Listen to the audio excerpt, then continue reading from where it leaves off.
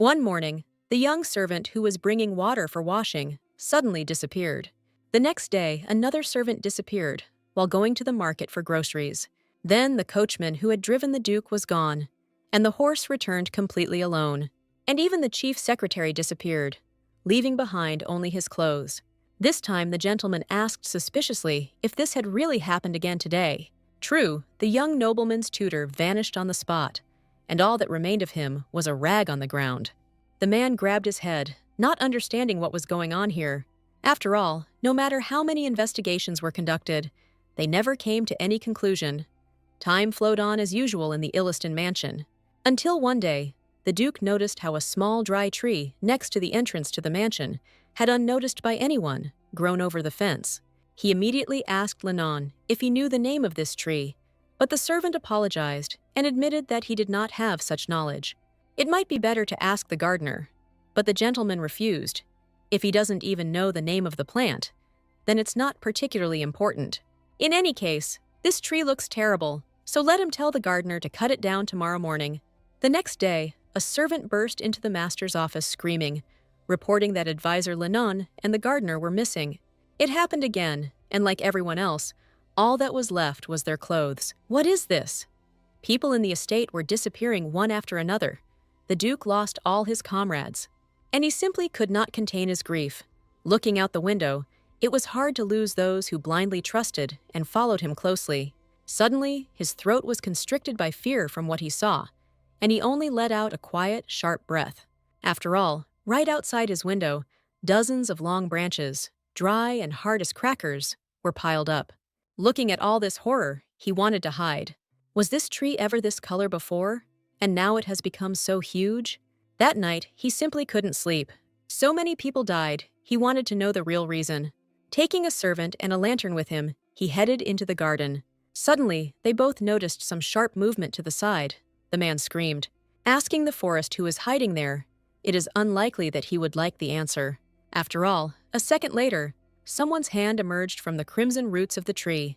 The tree swallows people, not believing his eyes. The man staggered and fell to the ground. After all this, the main gates of the mansion were sealed. But people continued to disappear. But they never managed to get rid of the tree itself.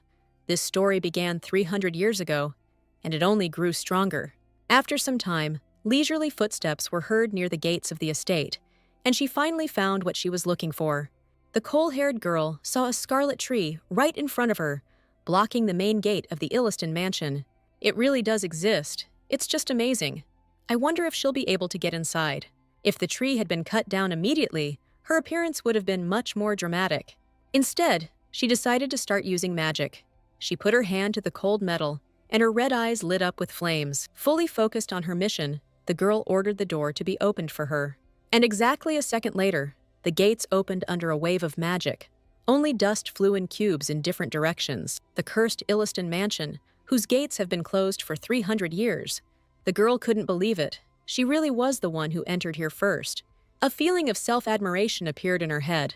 She had amazing powers, didn't she? Suddenly, she heard an unfamiliar voice order her to stand still. Apparently, they were worried servants. They did not understand how such a young lady could pass through the main gate. He ordered the maid to urgently inform the owner about this. And then the main news spread throughout the estate. The young lady was able to pass through the main gate. Less than half an hour had passed before they met over a cup of hot tea. The girl did not touch the drink and waited for the dialogue to begin. The servant reported that their workers actually saw her pass by the scarlet tree. They needed to hear what she had to say. Leighton's, or Illiston, otherwise known as the Archduke, was calm. How could they take seriously the words of a child they didn't even know? His elongated, heavenly eyes stared piercingly into the soul, studying the guest's behavior. She overcame the mansion's first curse, the scarlet tree that feeds on people, without a single scratch. The idea that a child could do something like that seemed simply unbelievable to him. It was beyond his comprehension. And what does this brunette say? Her name is Simone, but she doesn't have a last name, because she doesn't come from a noble family. Placing the cup of tea on the table, the Archduke repeated once again that she had passed through the sealed gates. In that case, he is interested not only in how, but rather why she came here. The girl immediately and boldly confessed to his lordship that she simply wanted to offer him a deal. The servant became angry. How dare a commoner ask for a deal with his master? The girl suddenly stood up from her seat and was about to leave, since they didn't believe her. However, then she suddenly turned around and, with glowing red eyes, declared that the gentleman was cursed. And she was telling the truth. He didn't have much time left to live. After all, the skinned creature is hanging right now behind his back and grinning madly. It seems like it has been haunting him for a long time and doesn't seem to be going away. The worker kept trying to defend the honor of his master. But what kind of nonsense is she talking about? However, the girl had already asked permission to take her leave and was about to leave. Just at the door, as she was about to grab the handle, the Archduke stopped her, saying that he would like to know more about it. The brunette smirked. She knew it. He was too curious and wouldn't tolerate such a statement. The deal is very simple. She will break absolutely all curses, and in return, she will not ask for much. Let him just allow her to live in this mansion. It's not a difficult condition for him at all. Now the master was surprised in exactly the same way as his servant. In exchange for the removal of the curses, the girl only asked for support until she came of age. And this was the only condition of Simone, a 17-year-old necromancer. Well, in reality, the girl's name was Seo Hyun-jung. She was a 25-year-old office worker. The thing is, one day she woke up in the body of the heroine of the most popular webtoon. I awakened a hidden power when I woke up. The girl is able to see ghosts, but even as a child, other children began to bully her because of the color of her blood-red eyes. They threw piles of stones at her, asking why her parents had abandoned their daughter and run away. The poor girl tried to escape their attacks, and, while running away in desperation, she crashed into someone. It turned out to be the headmistress, a grown woman with a stern look and a tightly slicked-back bun. Narrowing her eyes, she ordered Simone to follow her. The lady said just one phrase about someone wanting to meet her. After some time, they met at the appointed place with a man in a black robe. The headmistress introduced her as the one she had already spoken about a lot before, and she happily declared that she was unique. They would not find another like her. Taking a strand of her long hair, she drew the interlocutor's attention to the fact that since ancient times, black hair and red eyes were considered special, something like a deal with the god of death. Well, couldn't this child be useful for research in their society? The girl tensed up when she heard the hoarse, enthusiastic answer. The hooded man thought she was excellent, and their occult community would gladly accept this necromancer.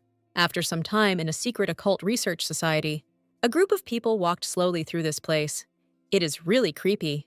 Dead people on the ground, holding strange figures and leaves with spells in their hands until the very end. Suddenly, they discovered an exhausted girl chained to the wall. The man immediately screamed in surprise. It seemed she could still be saved, because these occultists had not yet managed to sacrifice her. She was still alive. This is how Simone, who was one step away from death, was saved and went on a journey with the main characters. This is where the story ends. But the real end for Simone, who traveled with the hero, was a baby born with a gift. Destined to become the most powerful necromancer, she suffered oppression all her life due to the bad treatment in the world, and experienced such torment. And she was saved by the main character. But in the end, she voluntarily sacrificed her life for the sake of her comrades who saved her. Waking up from a nightmare at night, the girl, in tears, did not understand why, of all people, she had entered Simone's body. Suddenly, a huge hand rested on the blanket she was covering herself with. It was a terrible monster, hardly resembling a human being. It screamed at her to fall, to rise, and then to fall again. Echoes of the words of death were repeated in her head. Thanks to the fact that this horror was always hanging around her, she had already gotten used to ghosts. So she decided that before she was given to the occult society, according to the plot, she had to escape from this orphanage. Phew! So what should she do? She can't hide the fact that she's a necromancer, and running away without a plan is a stupid and dangerous undertaking. And even if she were to run away, where could she go? Why didn't she awaken in the body of a rich noblewoman? Is coming home late from work and reading a couple of stories with a beer really such a big crime? While the girl, in despair and hatred, beat the air with her hands, she caught herself thinking, exactly, noble society. Yes, great. We can try it that way. It's the most important episode of the first season. Archduke Illiston kidnaps Simone to remove countless curses without warning Abel. And, breaking down, He screamed at the top of his voice that only a necromancer could remove these curses. The girl, bound hand and foot, for some reason said that she did not have enough strength for this. And then she apologized, without ever awakening to her full abilities. Since even the imperial necromancer is unable to remove all the curses, the Archduke has no way out. He has completely despaired. This man in the original story played the role of a typical villain, but he was also a person who cared about his family. What if he helps her too? The girl manipulated him because he could easily take advantage of her abilities and then immediately drive her away. Therefore, she will remove the curses only gradually and will finish exactly when she comes of age. This is not gratuitous help, and she will also get hers. A large room and meals according to noble standards. If she wants, she is ready to sign a contract. Well, if something doesn't suit him during the process, they can finish at any time.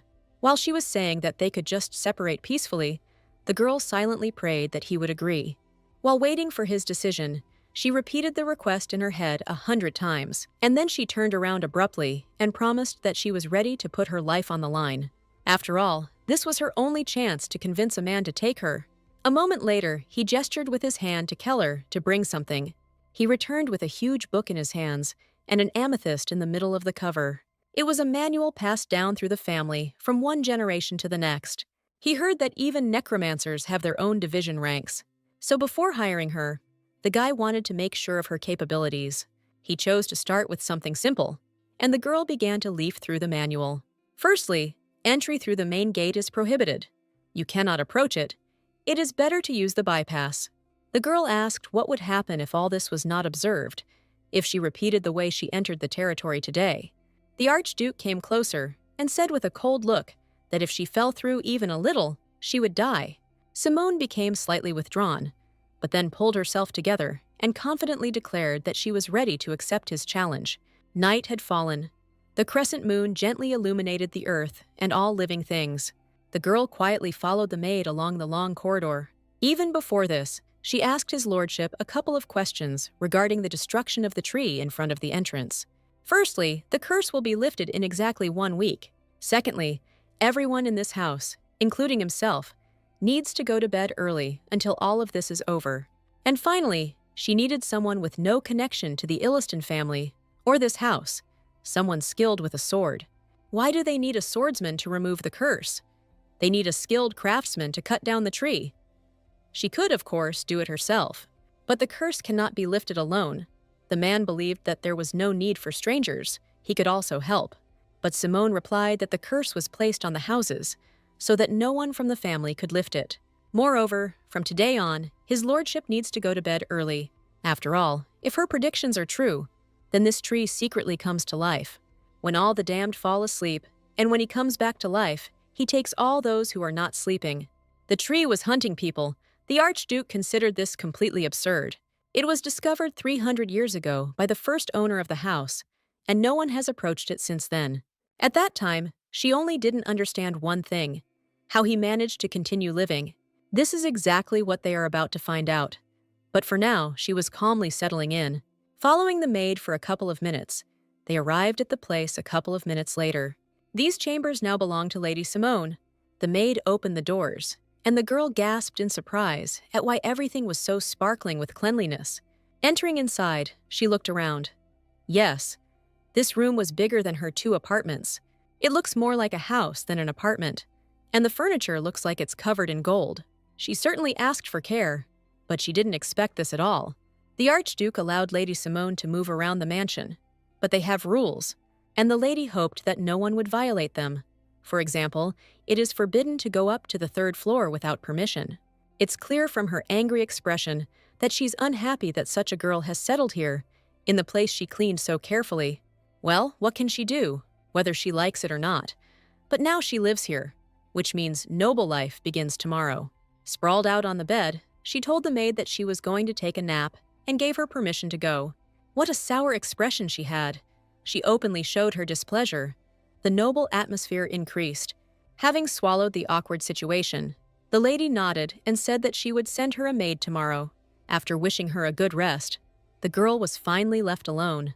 The next day, the estate grounds looked quite sunny from the window, as if there was no tree devouring everyone there.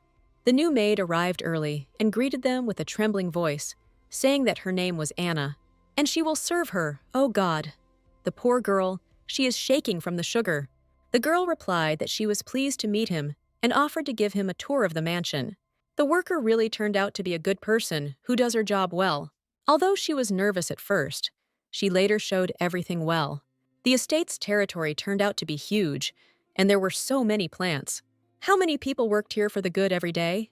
And what a friendly atmosphere was in the air. Everyone was laughing and helping each other. But everyone outside the mansion thinks that it is hard for them to live here because of the gloomy atmosphere. Of course, they have strict rules here, and ghosts often appear. But over this time, they have gotten used to it and become stronger. Red Eyes glanced around quickly, and an observant glance caught the maid. It seems they really have become stronger, since they can carry such heavy weights. The maid apologized for talking nonsense, thinking she had said too much. But everything is fine. Thanks to her, the girl was able to soak up the atmosphere of the mansion. She decided to serve dinner right in her chambers, as an apology. Just a couple of minutes later, when they returned to the room, Simone found a beautifully laid table waiting for him. As she requested, they prepared the same food for her as for the owner, although it was unknown whether she would like it. The way she ate before could never compare to this. Thin porridge with moldy bread and sprouted potatoes. She didn't expect anything less from the ducal house, and Anna had done a good job today. The girl said that she would not rush to eat, so she could be free. The maid was shocked. But how could this be? She had to clean up after her. But Simone, taking the knife in her hands, declared that the time had come, the hour when all the inhabitants of the estate must go to bed. Had she forgotten about this, seeing a sharp object in the hands of a lady who already frightened her, the girl quickly changed her mind, and she began to bow almost to the floor, offering her apologies. And then she quickly said goodnight and left. Great, we can enjoy the feast in peace. However, the night was not as safe in this place as it seemed. The fire in the candles was already flickering slightly.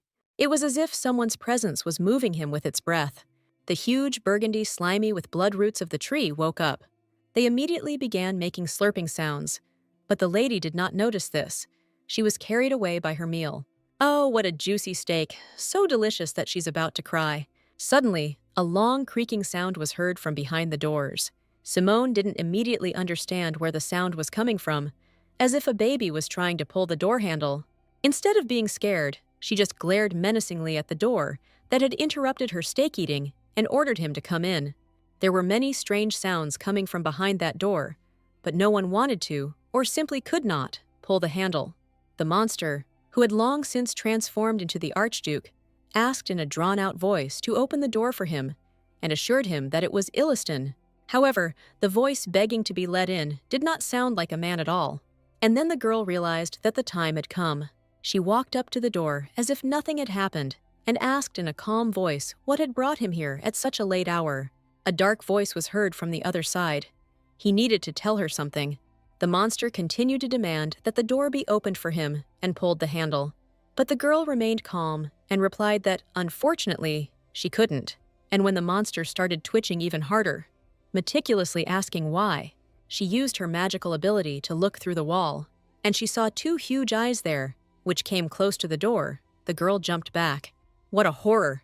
And the handle continued to twitch without stopping. No way! This is not the time to be afraid. We need to think of something right now. After all, when she initially came to this house, she knew that she would become the first prey, so she wouldn't be scared. And she certainly won't be defeated by that monster who pretends to be an archduke. She understood that the creature would not leave her alone, and she realized that she really wanted to sleep now. That's why she can't open the door for him. Let him come exactly a week later, and she will gladly let him in. Hearing the guarantee of prey, the monster was very surprised. Could it really be true? He hoped that the girl wasn't deceiving him and would really open the door. Simone waited a long time for him to leave. It was already late at night outside, and then she decided to check if the monster had left. She wanted to open the door slightly, when suddenly something abruptly crashed into the wooden handles and began to shake. She just smiled nervously as he frightened her with his roar. It seems that now this monster tree will definitely go away, and we can go to bed peacefully. Early in the morning, unsuspecting birds flew over its branches. The maid shook Simone's blanket anxiously. It was already morning. The girl stood up slowly, rubbing her eyes. It looked like she hadn't slept enough. But no. Of course, she thought that after the night's incident, she would not be able to sleep, or would be rumpled the next day. However, she slept like a log. This bed was like something out of a fantasy novel, simply superb. The maid was glad to hear it. The door handle is broken, but what happened last night is nothing special. It was just that a tree was breaking into her chambers, and she promised to let him in a week. Wow, this tree blocked the entrance to the mansion for 300 years. How did she manage to do it? The maid was already starting to worry. She thought her mistress was an ordinary good girl. But in fact, she possesses the power of death. Is she really a necromancer? Until his lordship calls her to him, she has the right to do whatever she wants. The girl was worried again, and shaking with fear, she said that the food would be served exactly the same as yesterday. While she's having dinner, the maid promises to ask everyone about their sleep patterns that night. Simone suddenly stopped this sweet girl, who again thought that something was required of her. But the lady decided to just thank her from the heart. Even if it was her job, she really was a good person. Rays of warmth from the sun slowly filtered into the room through the curtains. There was a calendar on the desk with days marked with crosses. The Archduke was informed that 3 days had already passed, and Simone was still sitting in his chambers. As Anna says, she never skips meals. Apart from this, she didn't ask for anything and never left the room. Having coughed, the servant turned to the master, asking for forgiveness in advance. This is not impudence, but does this child have the strength to break such a curse? He was worried that the stranger could only cause him unnecessary problems, and he still didn't trust her. In the future, they will understand if her words are true, and what if it is too late? The man just stood up from the table, asking not to worry about it. After all, it didn't matter to him at all what the result was. He was ready to wait a little longer. It is clear that in this case, it would be better to increase surveillance of her even more, just in case. Time passed, and the 6th day arrived. The girl, dressed in a clean, neat dress, finally left the chambers. The Archduke immediately noticed how good she looked. All thanks to him, of course. Suddenly, he noticed that her hair and eyes seemed to have become different. Well, yes. She used magic paint. It's just somehow awkward to reveal to everyone that she's a necromancer. She used the one he left. It's not a big deal. In general, he wanted to talk about the fact that she doesn't leave the room. He's interested in what she was doing there all the time. Taking a sip of tea, she replied that he shouldn't worry. The curse would be lifted, as they had agreed. Then the girl asked if they had done what she had asked them to do. The man closed his eyes in irritation, as if he had not achieved what he wanted from the conversation. And then he asked Kelra to come here and bring the one she wanted. A man with a sword, in a brown robe, opened the doors himself. And attracting attention, Simone slowly approached closer. Hearing his voice during the greeting, the girl turned pale. Taking off his hood, the incredibly handsome guy admitted that it was an honor for him. She had seen this handsome, blue-eyed blonde somewhere before. His name was Ren, and he was one of the members of that very same Travelers Guild. After the boy was introduced to the owner of the estate, there was silence in the room. He looked intently at the girl, as if studying her. In response, she looked at him in exactly the same way, feelings and emotions flaring up like a flame. This is exactly the man she will never be able to forget his face, one who hides his origins and wanders in search of lifting the curse of the royal family. One of the main characters in this story was Abel's companion, also known as Crown Prince Louis Dingbian. For some reason, he was imprinted in her memory as a tall blonde man riding a horse, a hero ready to save everyone around him. According to history, he should have met Abel around this time, so what is he doing here? He says he was busy. He was carrying out some order, Simone, without wasting any time, introduced herself and said that she would be working with him. The Archduke said that he would learn the details of the cooperation from the girl, but that he should not rush. The first thing he should do is go and talk to Kelram. He will take him and show him his new room. Closing the doors behind them, they left behind a mysterious trail. Meanwhile, information about the sleep patterns of the mansion's residents had already been collected for Simone, and she could familiarize herself with it.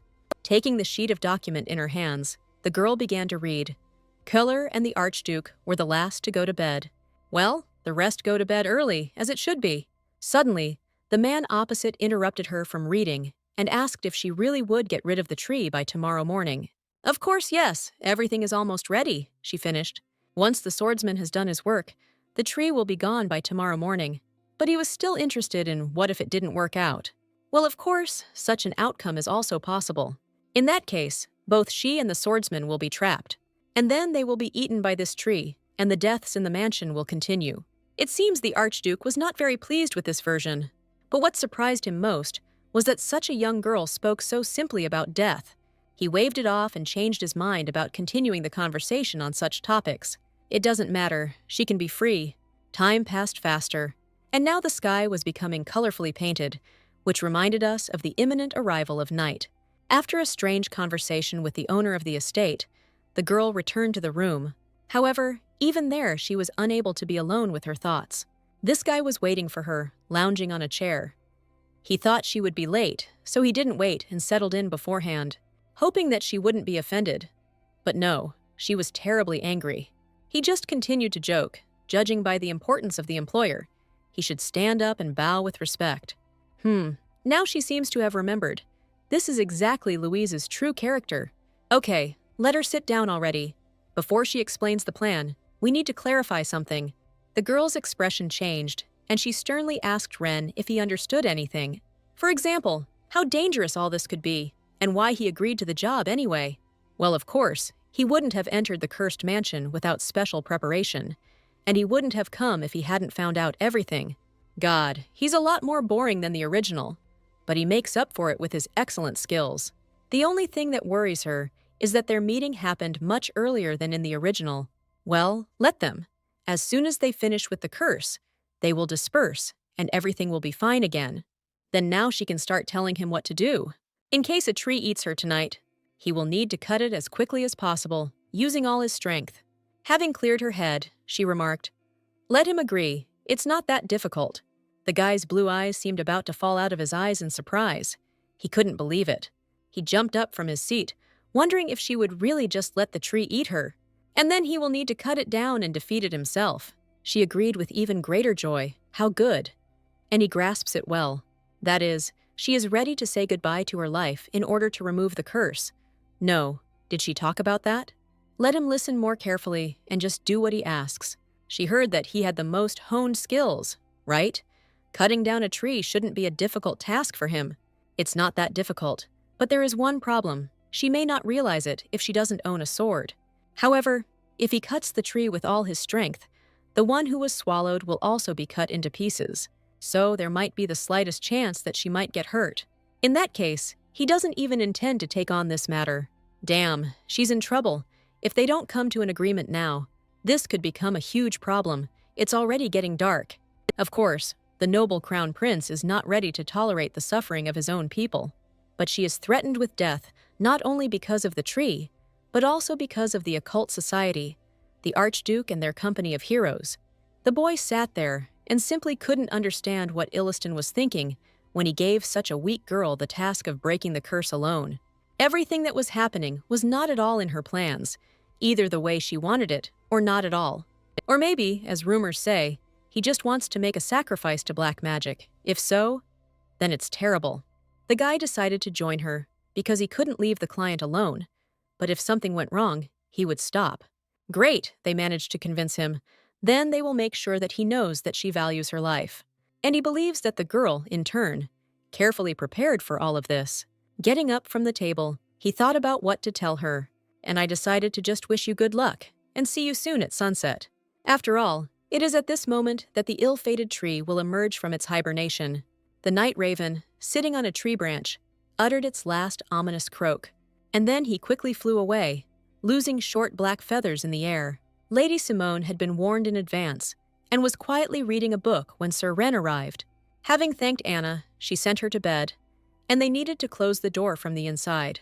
The guy was already dressed in everything necessary for the fight.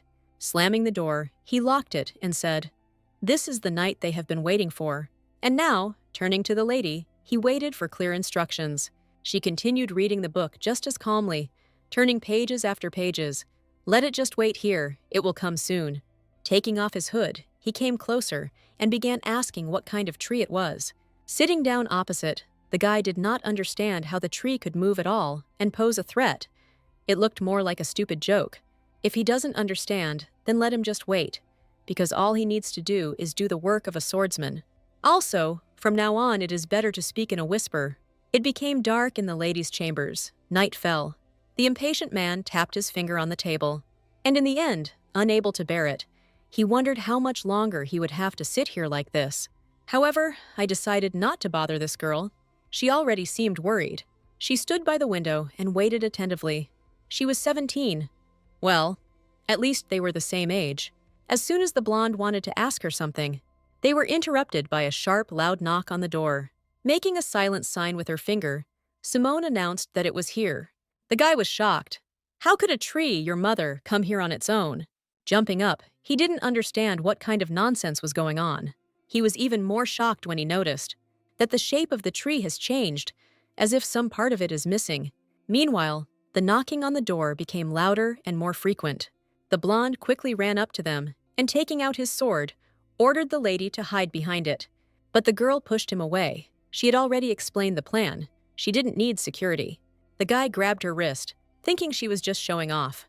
But of course, she is completely serious about this and wouldn't joke in such a situation. Okay, so be it. There was little time left, she will tell it again. The thing behind the door will eat her and then rush to the red tree at the main gate. As soon as it grabs it, let it jump onto the terrace and wait. This is the tree that needs to be destroyed. As soon as it returned to its original form, he would have to instantly cut it apart. The guy still didn't understand what it was. What kind of creature is this, and how will it turn into a tree? But there was little time. They were caught. It began. The girl asked in a sweet voice who had come to visit her. The monster with huge eyes stared at the handle, pretending to be a duke and reminding her that she had promised to open the doors today. It was the first time the guy had witnessed such nightmarish events in reality. It will soon break the door with such force. It's better to open it. She only managed to warn him that if he didn't want to die, then it would be better if he didn't move. The girl's silhouette froze in place, even though the monster was already inside the room. The girl with red eyes boldly looked fear in the eyes. The guy barely resisted the flow of wind, but still did not understand why she did not dodge. The monster quickly wrapped its tentacles around Lady Simone and lifted her up. She tried to overcome him with her magic, at least a little, but it was weak. He asked if everything was okay. The girl replied that it was bearable. It was time for the main part. She had already told him that the creature would eat her, and as soon as it returned to the tree, the guy had to cut it down. The creature was terrifying, but there was no time to stand and look at its face and huge eyes. According to the girl's plan, the prince should jump now. Fear crept into his blood. His pupils narrowed. The blonde was afraid he wouldn't make it in time. Damn it, that means all the rumors about the Illiston mansion turned out to be true. So now is the time to play tag with the monster. Risking his life, he hadn't had such a task for a long time. His eyes quickly found the nearest window, and he jumped from the second floor of the estate straight into the backyard. The glass fragments and the collision caused considerable damage to the monster. He fell to the floor, remaining in Simone's room like a lifeless piece of junk. But then a small hand formed from the clumped mass, and he carefully clung to the boards with it, trying to use his strength sparingly. After all, he had to crawl a huge distance just to return. He had to have time to return to his body. He ran as fast as he could, across the estate grounds, just to make it in time. There was no breath, and the branches of plants were hitting his face, but a person's life was at stake. He kept thinking about what a terrible place the fucking Illiston mansion was now, and what had just happened. His brain did not want to perceive reality. However, the silhouette of the girl who allowed herself to be eaten was spinning in my head. She was completely fearless. Who was she really anyway? Having reached a certain place, the blonde stopped abruptly, and he hid behind the tree trunks, because he saw the main monster of this forest crawling towards his home. Is it really moving? It's just amazing to see such horror in real life. Everything is as she said. He wants to return to his original form, and will do everything possible to achieve this. Enormous in size, eyes red with blood, hurried to their destination, and the creature finally reached that very hole, its home. The boy watched attentively, standing to the side, as the huge creature clings to its handle to climb higher. He hadn't yet sensed from afar how terribly the tree smelled of rot. Could it be that Simone is inside it now? That's why it's shaking so much? He didn't even want to think about the fact that she might die. Suddenly, the blonde noticed even more movement inside the monster, and then even a kind of glow from within. It was like a curse aura. This ominous, suffocating energy made it hard to breathe. His throat was constricted by magic and a terrible stench. He couldn't stay here any longer. However, it was too early to be afraid. He had promised her to follow the plan, standing right in front of a huge tree, the trunk of which had grown larger due to the number of people in it. The boy gathered his courage. He remembered her instructions well, so he decided to grab the sword and do the job. Exhaling, he thought one last time about the value of his life. And then I remembered how confidently the girl did it. She thought there was nothing complicated about it, and she came up with a plan that if the tree did eat her, she would have to chop it down with all her might. That's why he swung his sword with all his might and finally did it. After the first blow, he didn't quite understand what was happening. What kind of tree is this that can be cut as easily as paper? His expression changed dramatically when he saw the cross-section of the trunk. Inside, everything was teeming with some kind of red growths of unknown origin. With all his strength, he was hit back with a counterattack, and he was thrown back a couple of meters. Now he seemed to understand that this was not just some kind of curse on the estate, and the real energy of death. With the help of magic, she took the lives of hundreds of people. The guy stood aside from this terrible energy, not understanding why nothing was happening, and the girl was not freed. He knew it, and that's why he swore to stay away from any dangerous business. It was necessary to urgently save her before it was too late. These growths slowly pulsated, like living people, until one moment they suddenly exploded, sending a powerful ultrasound echoing throughout the estate. Pieces of red shells flew to the sides and fell to the ground. The guy stood there in surprise, looking at everything that was happening, not believing his eyes. How did it explode? What happened? And what happened to Lady Simone? Looking up, he finally noticed what was happening. The girl was hanging in the air, surrounded by some kind of magical aura. The purple ball seemed to swallow the girl, but she continued to float with her eyes closed, until she began to descend and opened her red necromancer eyes. Slowly, she reached the ground and touched it with her feet. And after everything that happened, Simone calmly extended her finger and showed a class with her hand, praising the guy for an excellent job. The guy could no longer understand anything. He thought she was dead.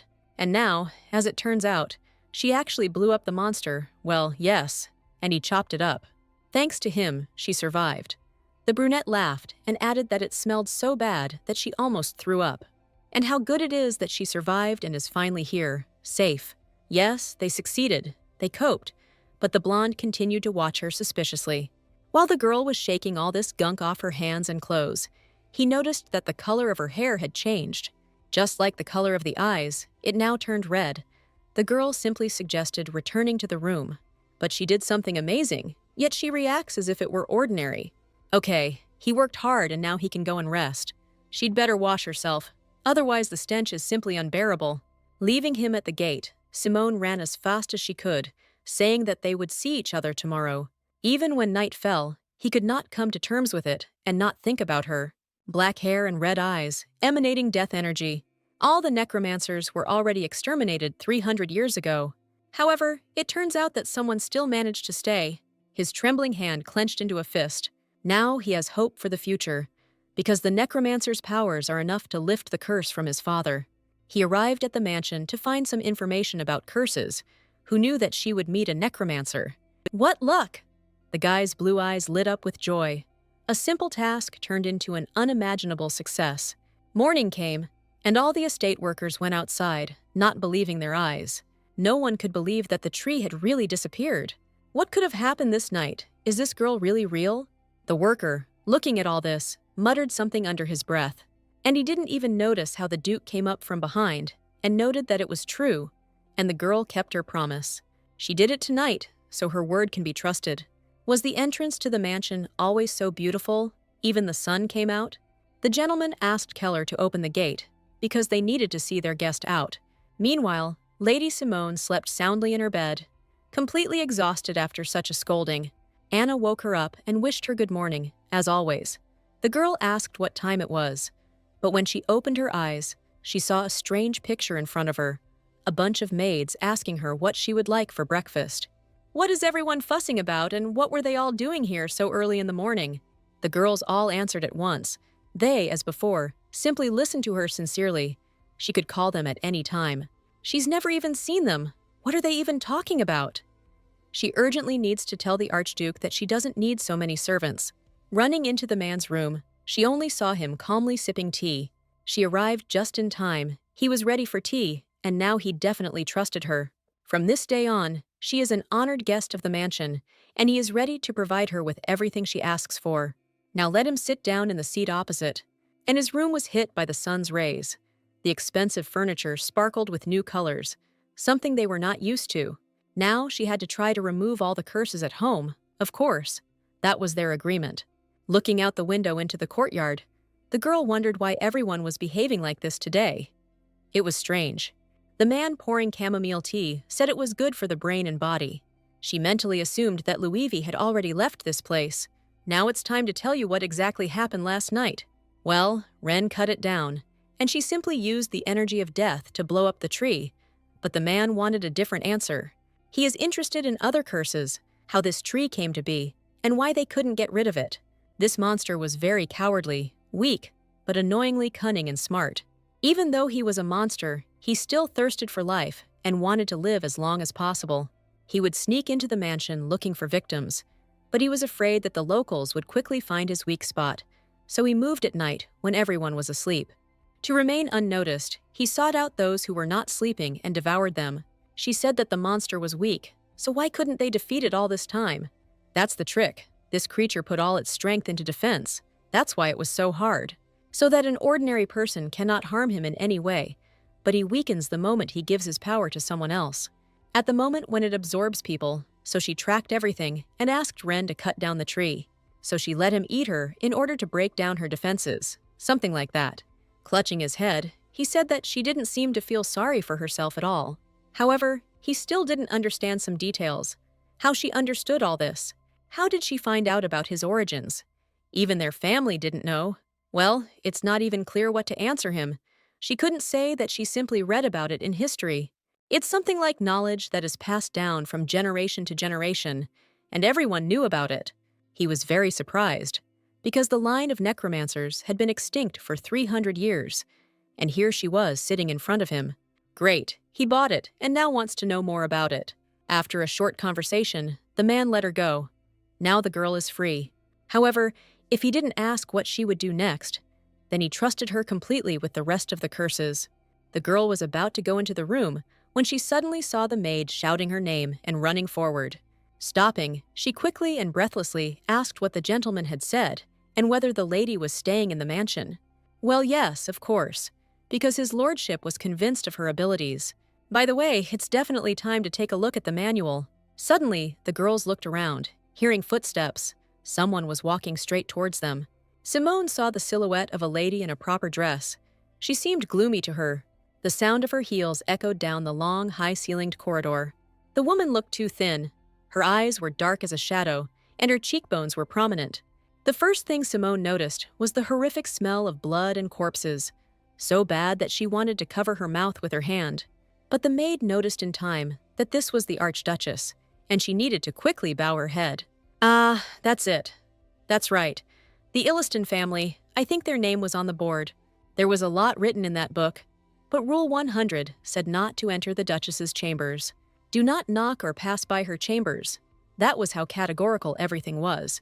Besides the fact that no one knew what was happening behind the doors of these chambers, all the maids have long known that for the Archduchess, every meal is usually served for two. The story began exactly a year ago in the same estate. A new maid named Ree appeared at the mansion and was immediately given a tour, and they showed him where the office was, where the gentleman spent most of his time, and advised him to behave quietly nearby. The manager wanted her to whisper as she passed by, so that the girl would know that this place was cursed, so much so that no one can survive here. But in reality, the atmosphere turned out to be much more pleasant than she expected. So what that means is, if she locks herself in and follows the rules, everything will be fine. They walked along the corridors for a long time, until the man ordered them to stop. And then he explained that the door in front of them led to the Archduchess's chambers. He asked her if she had remembered everything from the manual, and she nodded obediently. I especially remember rule number 100. Do not enter the Duchess's chambers. Just looking at those doors made her feel creepy. Should the chambers look so neglected? The man continued to talk about how her cleaning area ended exactly where they were standing, and it would be better for her never to be interested in her ladyship's chambers, and let her not pass by them at all. And also, she only needed to do what he told her. The girl agreed once again. Rio slowly began to settle into the mansion, following all the rules and getting along well with the other employees. She became especially good friends with the maids. They often told each other where they were going and why. However, despite cleaning the rooms and washing the floors, there was still one thing she found difficult to cope with. Every time she passed the Archduchess's chambers, she wondered if anyone lived there at all. Leaving the bucket with the rag aside, she walked closer to the door. Her trembling hand almost touched the handle. Suddenly, the girl pulled herself together. No, she shouldn't be so curious. She needed to get back to cleaning. Suddenly, someone wheezed behind her. The person in the room seemed to sense her presence. The girl turned around. She definitely wasn't imagining it. A voice came from behind the door. And it happened again. The voice telling her not to forget something. The words were repeated 100 more times before the doors opened and blood appeared through the crack. The girl took a step back. She had never seen so much blood before. She wondered whose it was, but she remembered that no one was allowed to enter the Archduchess's chambers. However, the kind soul assumed that her grace might have become ill and therefore politely inquired about her well-being. A terrible likeness of the Archduchess looked at her from the doorway. A very thin woman with sunken cheekbones croaked that she needed to think. The girl, horrified, continued asking if she was okay. She was already beginning to tremble with fear, but still tried to find out with concern if anything was hurting her. I really wanted to help this lady until I looked closely at what was in the room. Behind the silhouette of the Archduchess, she saw someone's bloody body tied with ropes to a post. The lady began to ask, as if aggressively, why she couldn't remember a simple rule. And suddenly, throwing open the door, she ran out with a knife at the girl. The maid ran as fast as she could, forgetting about the bucket and her duties. What kind of horror is going on in this estate? And why did her grace rush at her with a knife? The girl was already mentally saying goodbye to life, without any hope of salvation. Perhaps it was fear and haste that were to blame. But when she, pale with horror, rushed down the stairs, she stumbled on a couple of steps and, rolling head over heels, fell down, falling to her death. The poor girl didn't even have time to understand that she was dying. Tears were rolling down her face.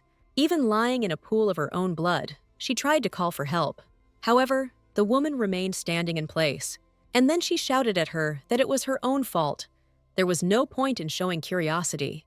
This is the story behind this rule. The girl slammed the book shut, so apparently abruptly, that even the maid Anna was afraid that something had happened to Lady Simone. The curse from the last page of the manual was the main reason why Simone was kidnapped in the original. Upon first reading, it seems that the curse is connected to the Duchess, but in reality, it was placed on their son, Jace, who was forgotten by this world. The very curse that the original Simone never managed to break. Exactly. High healing skills are needed to solve this problem. And she, as a necromancer, possessed only destructive power. Now in the Empire of Ruan, there is neither a saint nor a holy one. But it looks like she will have to find such a person. There is no other choice. The maid had no idea what she was saying or where she was going. The girl replied that she urgently needed to speak with the Archduke. The maid asked if she could help in any way, and then she was asked to find a magic hair dye. The color is not important. The main thing is that it lasts longer. Why don't they go after her together? Then Simone could choose the right color. Stopping at the door, the girl was very surprised how to understand together. Although if you think about it, when was the last time she went shopping at all? Okay, so be it. The maid immediately rushed to prepare everything for their expedition, and they agreed to meet in the chambers. Simone looked at the girl for a long time, as if thinking about something. She just quickly ran to get ready. It seemed like she was genuinely helping her, and not because it was her responsibility. The last thing she saw of Anna was the white bow on her waist from her maid's apron. Then the girl disappeared around the corner. Sitting right in front of the Archduke, the girl demanded that he get the precious stone for her. He noticed that she looked better and better every day, and all thanks to him. I wonder if she's decided which curse she'll break next. Yes, that's why she's asking for this precious stone, and judging by how prettier she has become, the girl seems to have completely settled in. Not only does she know what she needs to do to achieve this, but she has chosen the curse itself. Known as the Saint's Wish, This stone will allow her to remove the next curse. Upon hearing the name of the jewel, the Archduke's face changed. But does this stone even exist in this world? A magical stone from a story about the awakening of hidden power after a girl woke up. It is said that 300 years ago, a mysterious stranger gave her a holy red stone, which caused her to succumb to base desires. That is why the stone later received such a name. In an empire where there is not a single saint, only it possesses divine power. In the original story, it was never used on Jace, but if she tries to combine her power and the stone's power, she might be able to help him. The only problem was that even in the original story, the location of the stone was not revealed. It was said that he was found on the seashore by an old woman from a coastal village, but he thought it was a simple legend. But even if it does exist, it will be hard to find, because they don't know anything about it. The girl agreed, slowly sipping tea. She understands everything perfectly. And then she added that the god of death told her that the stone lay deep in the sea. The men were speechless as to how the god of death had told her this. The girl held back her laughter. Well, yes, the god of death. Why do they have such faces? She just repeated what was written in the story. In any case, the exact location is still unknown to her. The servant inquired as to what curse the search for the stone from the legends had been started for, the last one in the manual, a curse placed on the Archduchess and the eldest son of the Illiston family, Jace Carl Illiston. Hearing this statement, the man almost dropped his cup of tea from his hands in surprise. He had absolutely no idea what she was talking about, or was pretending not to. Therefore, the girl repeated once again that she came here with only one purpose, to remove curses. Save the estate, so he doesn't have to hide anything from her. The advisor standing nearby called out to Lady Simone. He could not listen to this any longer. After all, the gentleman has no children, and he will not tolerate such disrespect, at least in his presence. But the man stopped Kelra, noting that the girl was their salvation and that they needed to treat her with respect. And with a suspiciously nervous look, he suddenly asked sharply to leave them alone. The servant looked at his master in surprise, but decided not to argue with his order. As soon as he left, the man's mood and look changed, and he suddenly asked sharply how she found out about Jace. Simone replied calmly, Jace was cursed and forgotten by this world, and she promises to remove absolutely all curses from the estate. Does he really think she would take on such a task without preparation? As if with hope in his voice, the man asked if she could really remove these two curses. When she replied that she wasn't entirely sure, but would at least try, he grabbed his head and asked her to try anyway. But she didn't need to be persuaded, and such an outcome was entirely possible if they got the stone. The Archduke promised to contact the Adventurers Guild. Since this is a very dangerous stone, they cannot send just anyone to get it. The girl was about to leave and was walking towards the door when suddenly a man's voice called out to her. He asked Simone with sadness in his voice if his son would survive if she lifted the curse. Opening the door in front of her, she replied that she didn't know.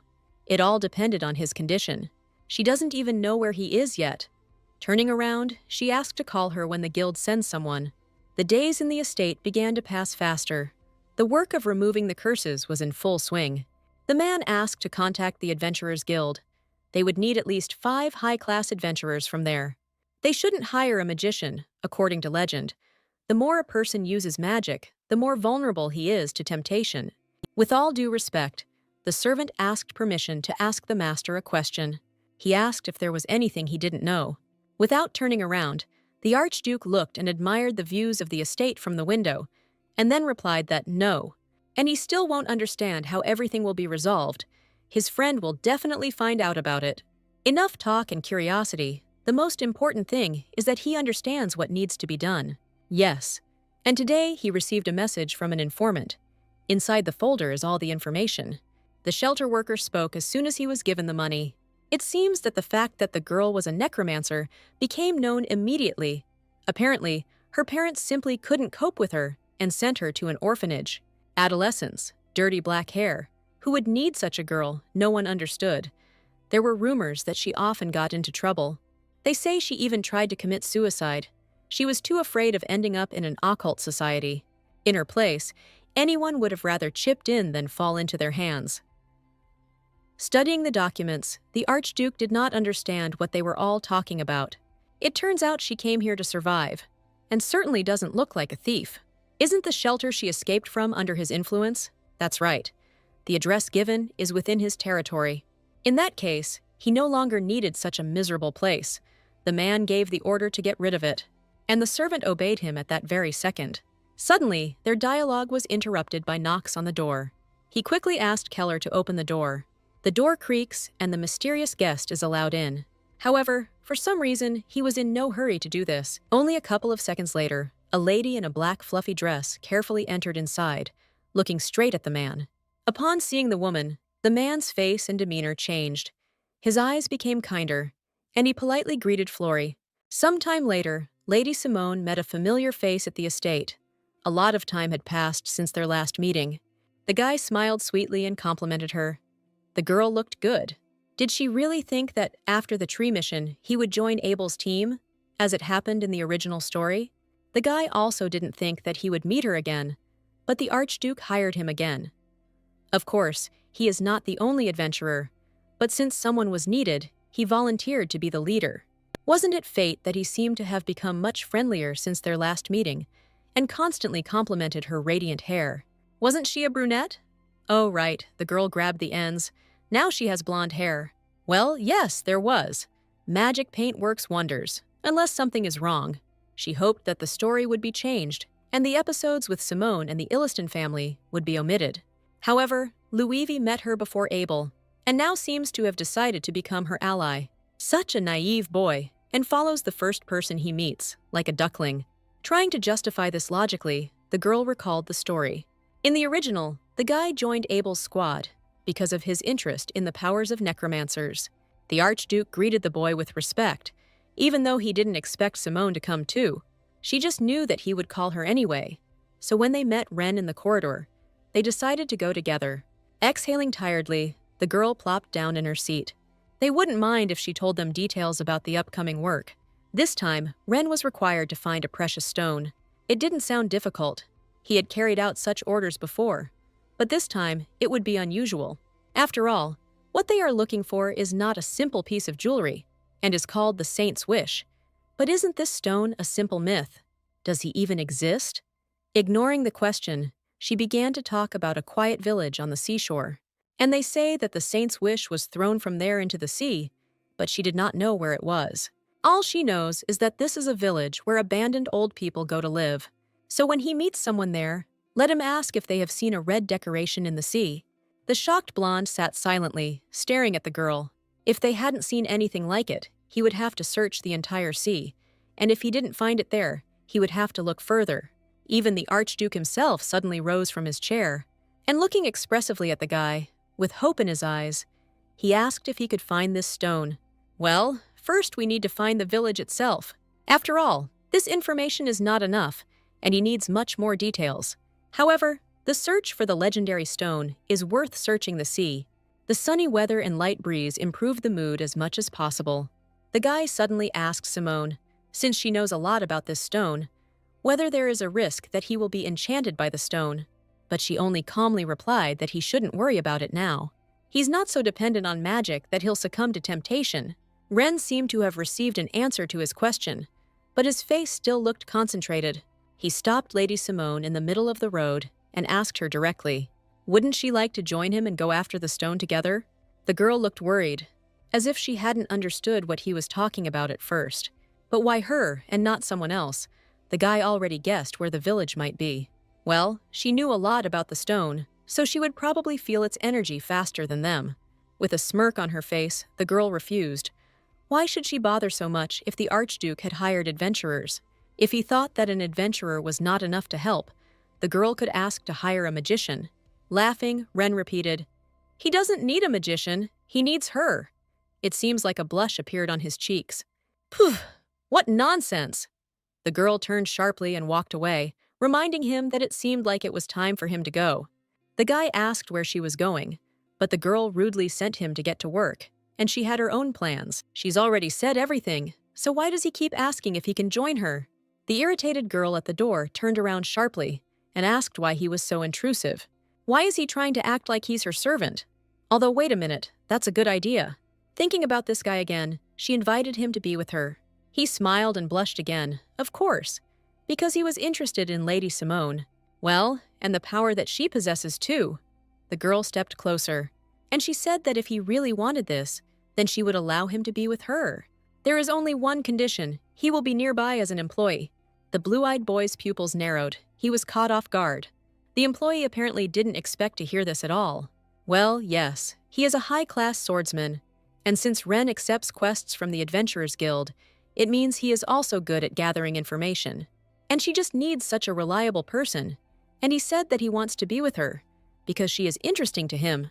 Simone guessed that he had never received such an offer before as the Crown Prince, and his face confirmed it. He seemed confused, so he replied that he needed to think about it. That's great. Until the next meeting. Humming a song joyfully to herself, Simone climbed the stairs to her chambers, since the Archduke had given her money for expenses. Then you can go somewhere and take Anna with you. After all, this girl became her friend. Just think, she hadn't seen her all day today.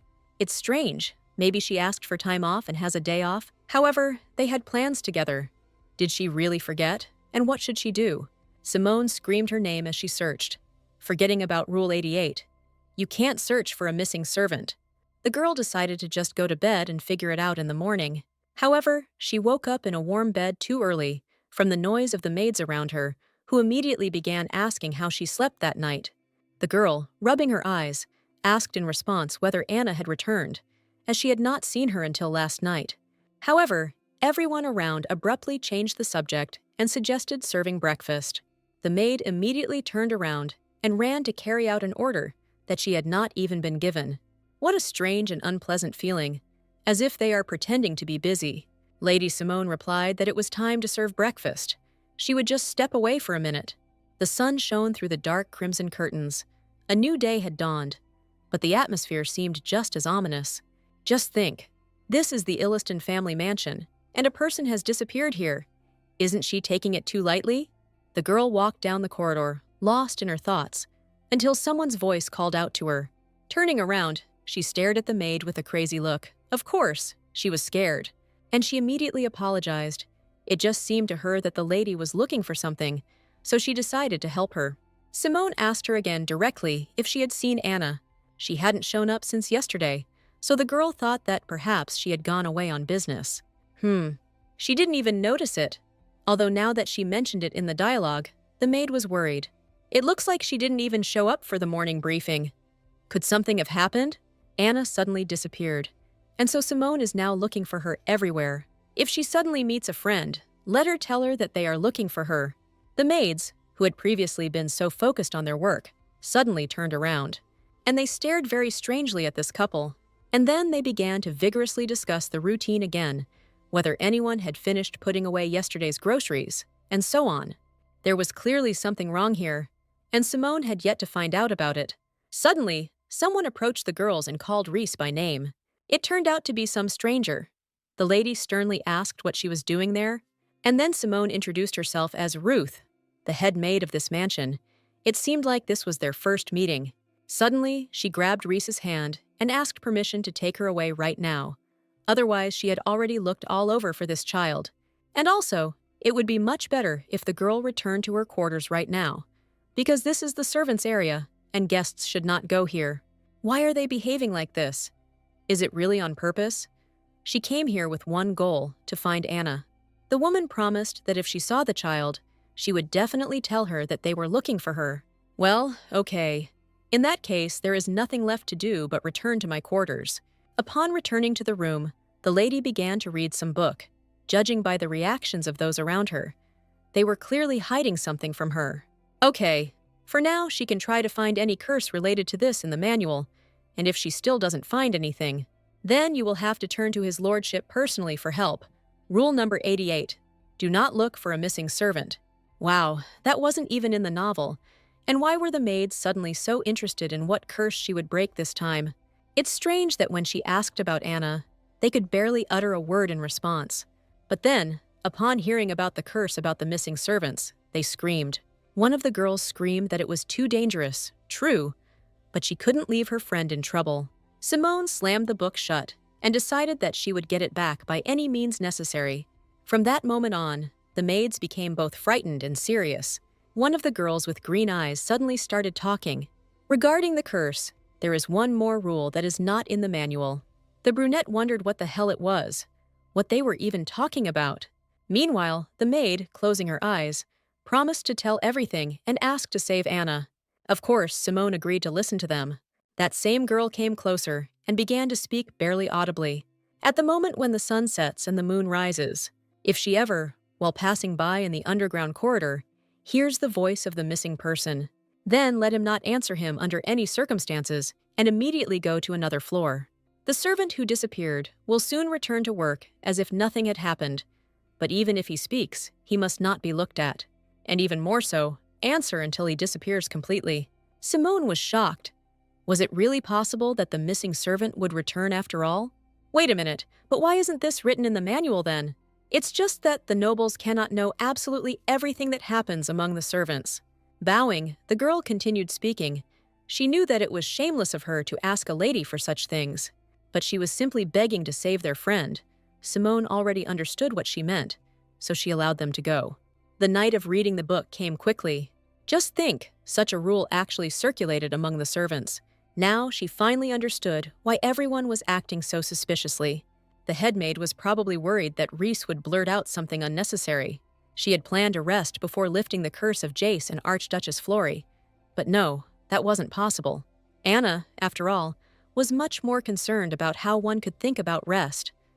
The girl immediately ran out of the room, and when she met the annoying boy, she honestly replied that she was going to remove the curse. Pulling on her robe, she crept along the gloomy corridor, remembering the words of the maid, at the moment when the sun sets and the moon rises. If she hears the voice of the missing person while walking through the underground corridor, she must not answer under any circumstances. Let him go straight to the next floor. Looking down, the girl realized she should have taken a lamp with her. Suddenly, some sound caught her attention. These were someone's steps from below, if you think about who it could have been. Another maid who might fall into this insidious trap. The little naive child who came to this estate to work, honestly, has already fallen for the trick. This time, the sweet voice of the curse lured Reese to the bottom with an unknown force. Without thinking about the consequences for a second, Simone rushed after her. And fortunately, she managed to grab the hand of the girl who was blindly walking to her death. She immediately asked where the maid was going at such a late hour. Seeing that she was not responding, and not even turning around, the girl began to scream louder. What happened? Why can't she just come to her senses? Suddenly, the girl turned around in tears. Her face was full of horror, and she said that her body simply did not obey. This can't be true. Could she have already fallen under the influence of the curse because they talked about Anna's disappearance? The girl asked for help, but Simone did not understand what to do, because something with great force was pulling them down. At this rate, she too might get sucked in, wondering what the hell was going on and why that door looked like a black hole. An alluring, huge hole, begging for a quick surrender. Suddenly, they both heard Anna's voice coming from right there. Enchanted, Reese gave in and started spouting complete nonsense, as if she was wrong, and asking her friend for help. Both girls were now shoeless, lying on the floor, fighting for Reese's life as best they could. The girl was shaking and gasping for breath, and her face was wet with tears. Suddenly, she felt a warm, gentle touch on her face. It was supposedly the angelic silhouette of Sister Anna, but in real life, a terrible monster turned out to be in her place. But no, in an instant, huge and long red tentacles threads appeared from the hole. Ignoring her inner fear, Simone rushed to the girl's aid and asked Anna to let them go. Grasping these long, thin threads, the girl herself was worried about getting entangled in this horror. Pulling it towards herself, she realized that this material was an endless illusion. The creature that had previously called itself Anna was already holding the silhouette of a fragile girl in its tentacles. The terrible monster made of incomprehensible fibers beckoned to itself more and more. However, Simone was not going to give up so easily, where she decided to take her friend. Reese needed to hold out a little longer. The necromancer was already starting to use magic. Just one powerful flash of magic and a wave of the hand. The monster's face began to corrode. It seems to be working a little more. A couple of seconds later, the maid flew a couple of meters to the side, and then she fell to the ground. Her friend rushed towards her. Having raised the maid to her feet, she immediately asked if everything was okay with her. The girl whimpered quietly in her arms, thanking her savior. However, the curse has not yet been lifted. And to remove it, one must know the true nature, so it is likely not gone yet. And what's more important, can the girl even explain what happened to her here? The maid, her hands shaking, clutched her head and began to tell her story. She was walking down the stairs and suddenly heard Anna's voice. And then it was as if she was bewitched, and her memories were cut off. When she came to, she was already lying here on the floor. Simone stood up and asked Reese to return to the room alone. No, not that. The girl immediately understood what she was up to. Not that. She's not going to go there. No way, it's so dangerous. The girl pounced on her with hugs. The grip was strong. She simply begged her to return to the chambers together. But no, she was right here and stayed to do something dangerous.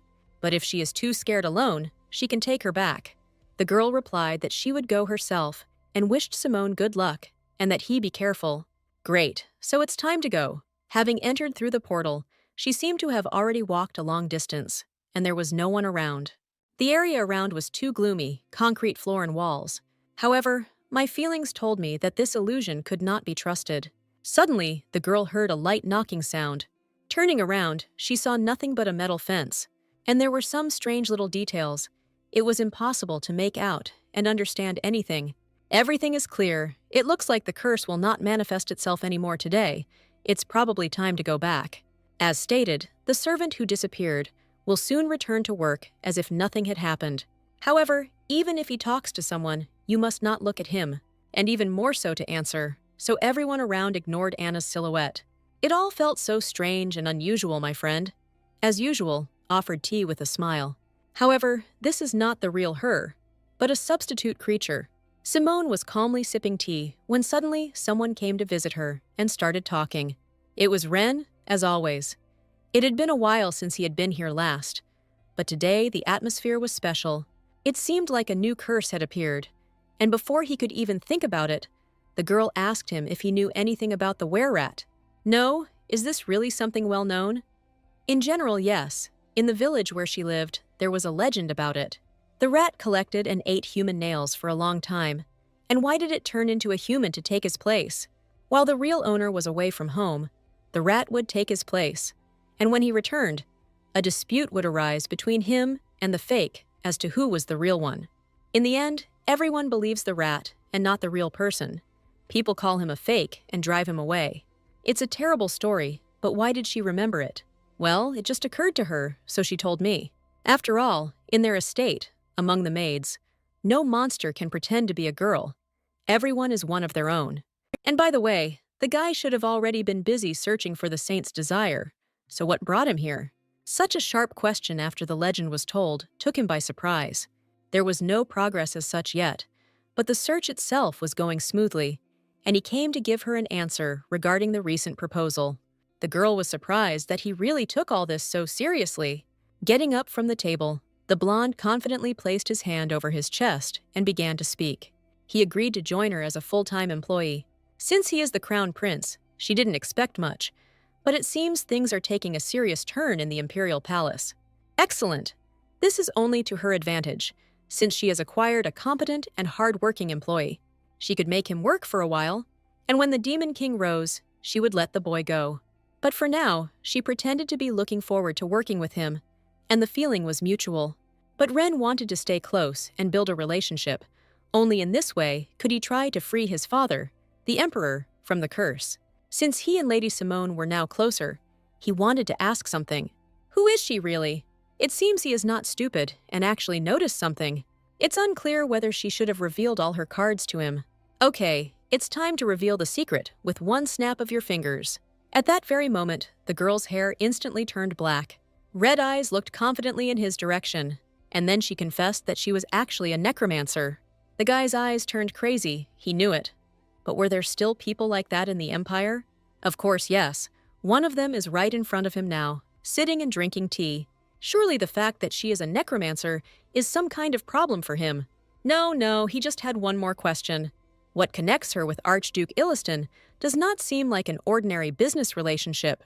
Of course, it's more visible from the outside, but this is truly a business relationship. And she never said that the Archduke was in charge of them. After all, the main character here is the girl, and this is a very important point.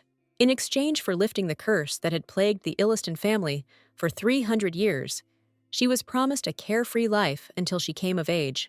Then this agreement really does make sense, and that seems to be the end of the questions for the business partner. The guy even had a sore throat from excitement, but he still asked if she was interested in him. Well, this is coming from a guy who is hiding his real identity, and will he even answer her questions? She knows very well about his ability to keep his mouth shut, so this is more than enough for her. He couldn't say how long the search for the saint's work would take. Everyone in the village had already been asked if they knew about the red stone, but there were no results. Suddenly, Simone announced that this problem would have to be dealt with by the end of the week. What nonsense! Wasn't this a long-term order? When it comes to saving lives, the concept of long-term and short-term work is blurred. The sooner you finish, the better. If he can't handle it himself, then let him involve more people and ask the Duke for payment. He understood everything. But what would she do while he was here stubbornly searching for the stone? Just let him not say that she plans to rest. Under no circumstances. Who does he take her for? For now, she will be busy with other curses. Oh, just look what time it is. It looks like they've already discussed everything, so it's time for him to go back. They will see each other as soon as he is ready to bring the precious stone. The girl stood by the window and watched him go, until she heard a voice behind her. Anna asked why Mr. Wren had come. Even if it was at the lady's request, the maid felt somehow awkward that he was in the mansion so often. That's right. If the double starts talking, you can't look at him, and certainly not answer for anything. However, if she wants to lift the curse, she needs to meet her face to face. So the girl turned around abruptly and asked who she was, taking the maid by surprise. At first she got nervous and pretended not to understand what she was talking about, and then her face began to take on a terrible appearance, and she realized that she was being seen. So why did Simone then pretend that she was not there? If he had more time last time, he would have been able to absorb her completely. He just needed a little more time. Anna turned into a terrible monster, her face replaced by teeth and those same tentacles that immediately grabbed the girl. Simone was taken aback and didn't immediately understand what was happening, and her hand was already bitten in the mouth of this beast. The workers came running at her screams, but they didn't understand what was happening. It was a maid and some guy, and they screamed at what they saw. Could it be that this strange creature with tentacles and a monster's mouth is really the old Anna? Simone could barely hold back her tears. What nonsense was going on? Let him let her go right now. The girl pressed her hand against the monster's head, and with her free hand, which did not feel hellish pain, she used the most powerful magic. Drops of blood fell onto the floor, forming a puddle. The monster's face began to melt, just like that time. The likeness of Anna grabbed him in horror and began to say that it was time to run. The rat's clawed paws were already unfolding to escape. The warrior and the maid watched the beast in fear. No one dared to approach. Only Simone, even with her wounded arm, realized that the monster was trying to escape. We need to grab this huge rat and not let it get away. The girl ran with all her might after the fast monster. All the estate workers who saw this horror screamed. Nobody understood what kind of monster it was, in the form of a rat and a man at the same time. Then the maid saw Lady Simone herself. She screamed that this was not Anna, but only her likeness. The girl was about to use magic to destroy this beast. Her focused red eyes and the purple aura of magic around her were frightening, but accumulating energy while running isn't as easy as she thought. So that's why mages in games don't move while casting spells. If she knew that this would happen, she would have started training earlier. Maybe she should make herself a talisman or something like that. Something that will contain dark energy, like in all those movies when they attach it to a ghost. Tired from the chase, the girl, out of breath, admitted that she could no longer run, and she began to pull off her shoes. She needed to forget about the curse and first catch her. How far can she run if you throw a shoe at her? Hitting the head straight, Simone knocked the white-braided monster out cold. He immediately fell to the ground. Well, it finally worked. Black smoke emanated from the object, and it had shrunk tenfold in size. The girl took the small animal by the tail and brought it up. But what she has in her hands now is nothing less than a real rat. At that moment, the Archduke entered the room and asked what all the commotion was about. After throwing out the animal, Simone said that she had caught a rat, and when she tried to escape, she crushed her tail with her boot. The thing is, this is the true form of one of the curses described in the reference book. So that's it. and he thought where the noise was coming from, it must be a rat. The man seemed to think about the girl's behavior. He thought she would just sit with her hands folded until the stone was found. However, she, without sparing herself, rushed to destroy another curse. So now it's removed and they can rest easy. No. Well, she did catch him, of course. But usually, if you eliminate the source of the problem, everything resolves itself. But before, she had never killed living beings. Do I really just need to kill this rat? A trivial task. The man was already drawing his sword. And then, with a sharp and precise push, he pierced the rat's body right through. They are not in a position to allow themselves any sympathy when it comes to a curse. If she doesn't plan to stain the estate with her blood, then let her go and clean her hand. What do you mean, hand? Oh, right. Simone shook her hand in horror. She just remembered what happened to her and where her hand had been. The maid quickly ran up, trying to calm her down. The wound needed to be treated, and most importantly, calm. Meanwhile, the Archduke approached Köhler with an order. We need to find a healer who can go to the mansion immediately. The cost of the job doesn't matter. Just find someone who can get here quickly. The Archduke was about to leave, but suddenly a girl's voice called out to him, asking him to find Anna. The large arched door at the end of the stairs leading to the basement. Anna should be there. She was also attacked by that rat, so the poor girl is in the same condition now. Simone asked to find and save her as soon as possible. But the man froze, as if he didn't understand.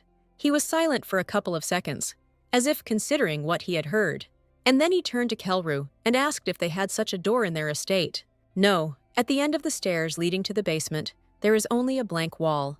The servant suggested that Lady Simone had made a mistake. Yes, that's probably true. But since Anna, the maid, should be there, let him come down and check this place. My friend was found in the basement hallway. She's currently unconscious, but she's receiving medical attention, so she should wake up soon. As the lady said, the maid's wounds are there, but they are deeper, so serious that with proper treatment, amputation of the fingers was the best solution. Thanks to Lady Simone, who insisted on a healer, she is now undergoing treatment and is making a successful recovery. Surely tomorrow she will be able to return to normal life. Oh, what a relief. The lady was happy and sent the servants out of the room. However, one of the maids remained and asked if the necromancer had any healing powers. Since she doesn't have that kind of strength, maybe she should have tried to stop the bleeding herself.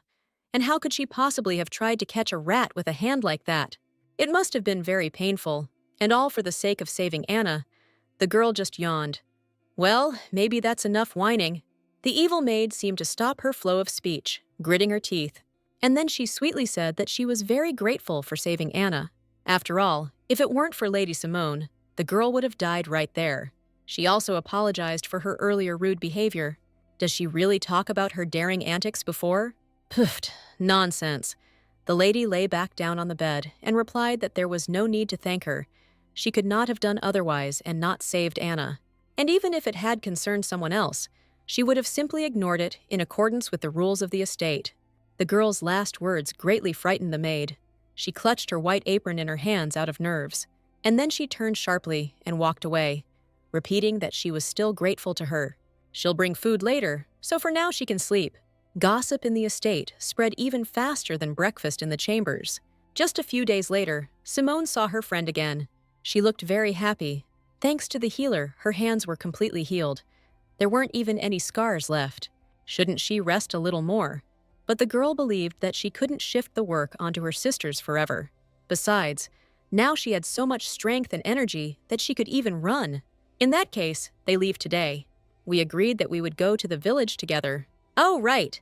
Then you'll just have to wait a minute. Anna will quickly change her clothes and pack her things. Quickly, and let him also bring hair dye. Getting ready together is the best thing there can be. And so, after a couple of hours of riding in the carriage, the girl went inside and saw this mess. Could this really be the territory of the Archduke? 300 years ago, this place was called a city. No, even 200 years ago, it retained a similar appearance to one degree or another, and it's now clear why Kaylee was so alarmed. As if the village was much more dangerous than she thought, especially for women, and even more so for those who were clearly well off, even if she had guards with her. I need to quickly finish all my business and return to the estate. Since the current owner became the head of the family, there are guards here. Humanitarian aid is also being sent, according to rumors. The estate gates were previously locked, and he completely abandoned the management of the territory. It seemed that Bam knew a lot about this village, of course, since he was born here. Then, if she had any questions, she would immediately ask him. The girl's face turned cold with horror. Well, not this. Could it really be those same visions again? She felt the touch of the ghost as if it were real. The same one from that shelter, who had been haunting her all this time, appeared again and whispered nonsense about death. She thought that he had disappeared long ago. They had not seen each other for a long time, but he could not have followed her to the estate. Let him try as much as he wants. She is not afraid anymore, and they need to hurry. A suspiciously overly cheerful man was glad to see Lady Simone. The typical example of a merchant in any story was asking what brought her to this god-forsaken place. The girl came for hair dye. It's an expensive item, but they will find everything. The place seems to meet all the requirements. Their master, the Archduke, also uses it, buying silks, threads, even colored paper. So that's where it all came from. The merchant was asking what color she preferred. They could even order any color if needed.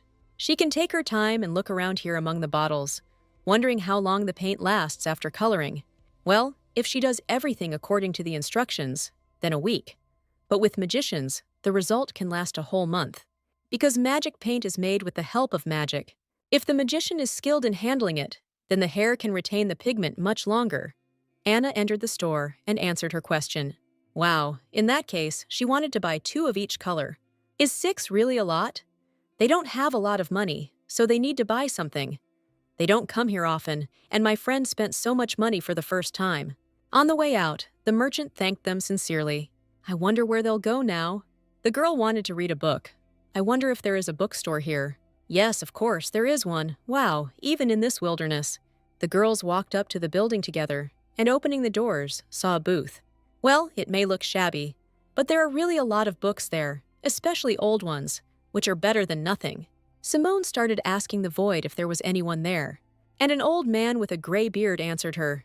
It didn't look like they had arranged a meeting.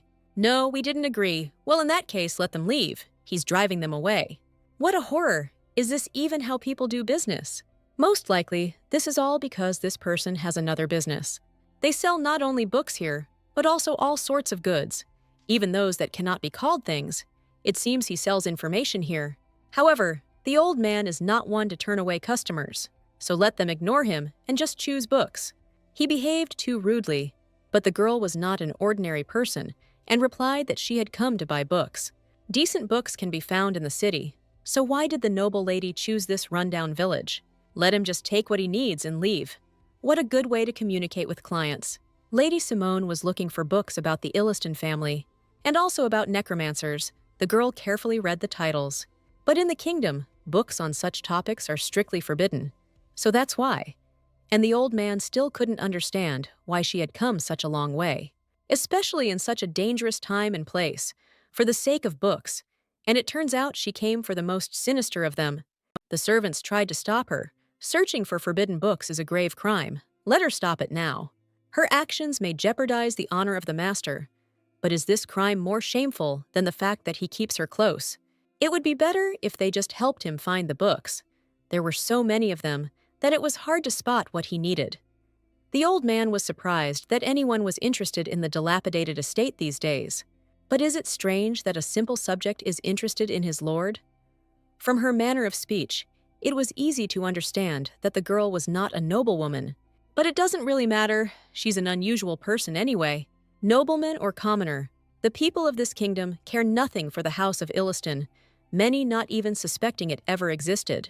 And some think that he disappeared 300 years ago. And why not? Who would worry about a destroyed house anyway? The man wanted to finish speaking about the memory of the name Illiston, when suddenly Anna interrupted him. The girl found a book about this family and held the black volume in her hands. And here is a book about necromancers. What luck, they will take everything. The old man said that they could pay as much as they could and leave, while the assistant in the background did not understand whether it was possible to do that. After some time, they found themselves in a different place, sitting down on a bench in a neat dress. Simone asked Anna how often she went to this tavern. She replied that she didn't do it often at all. She just dropped by from time to time when she was out running errands. The girl nervously asked the lady if she was happy with the place. since it was just a simple eatery where you could get a filling meal for cheap. She was afraid that the quality of the food was not the best, and she might not like it. So that's what her friend was worried about. Simone nodded in understanding and decided to reassure her. She is also a commoner, and no different from them. If that was the end of her worries, then there was an offer to order something. After a hearty meal, the girl immersed herself in a book. She glanced through the pages. A chronicle of the Illiston family, something she was already familiar with. Anna warned loudly that the books she might find on the market were most likely just a collection of rumors about this family. No one could say for sure where the truth was.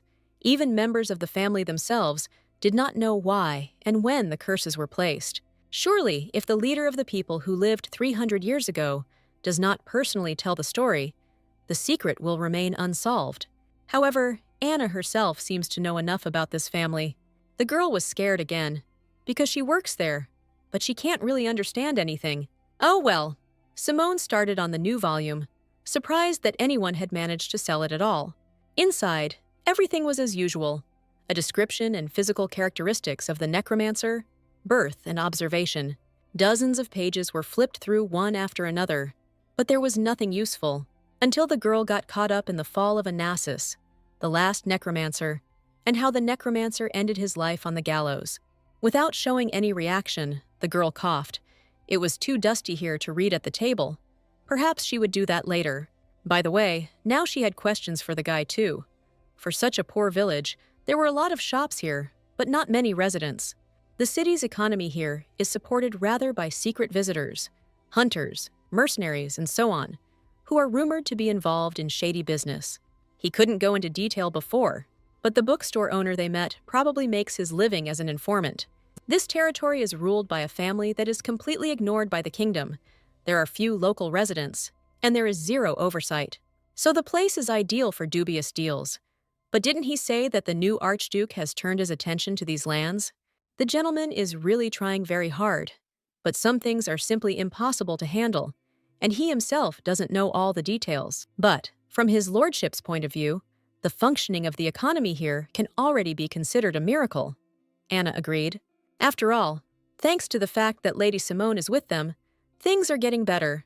But she is only here to remove the curses from the estate. Suddenly, Simone fell silent and looked away in surprise. She froze in shock, asking what it was. But Anna didn't understand what she was talking about. Her friend quickly waved her hand, as if protecting her, and ordered her not to look in that direction. But she had already thought that today would pass without incident. At first, she thought it was just a man with some strange long hat. But now that he was closer, she could get a better look at the details of this horror. While Simone stared at him with wide eyes, he calmly asked something. His blue eyes seemed angry to her, and his voice asked where he could buy all sorts of things. It was just that he was here for the first time and was a little lost. The man looked so polite from the outside, but those pairs of eyes were looking straight at her. With a trembling voice, she answered, "About 2 blocks to the left of this place." He smiled. What a relief that he wasn't too lost, by the way. It seemed he had never had the pleasure of meeting a lady before. Just think, he had never met someone so beautiful. Maybe she just doesn't like banquets and such social events. Simone hesitated to answer, but in her mind, she wished for him to go away and get lost. The man extended his hand and introduced himself as Viscount Chose Oliver, and since fate had brought them together, perhaps it was worth getting to know each other better over a cup of tea. This made her angry. How much longer can one talk? If he came to such a place for a reason, let him refrain from such questions. Oh, what a pity! The blonde, with the same creepy smile, apologized for the inconvenience and took his leave. Well, really, he's finally leaving. But that swarm with a bunch of eyes turned out to be a black shadow of a ghost. Simone was frightened, although it was not the first time she had seen such a sight. When the man turned away and walked away, she saw the body on his shoulder even better. And for some reason, at that moment, it even seemed to her that the ghost was about to fall right on her, so she leaned away. Anna, surprised but cautious, asked if everything was okay with the lady. She leaned over and remained standing to the side, paralyzed by fear. Only after hearing her friend's voice did the girl realize that everything was okay. Looking at her hands, she didn't see a ghost. Nothing happened. And this ghost that was sitting on his shoulder disappeared, simply evaporated, like a bad dream. The The surprised man returned to ask if the lady was okay. She quickly began to collect the books into a stack.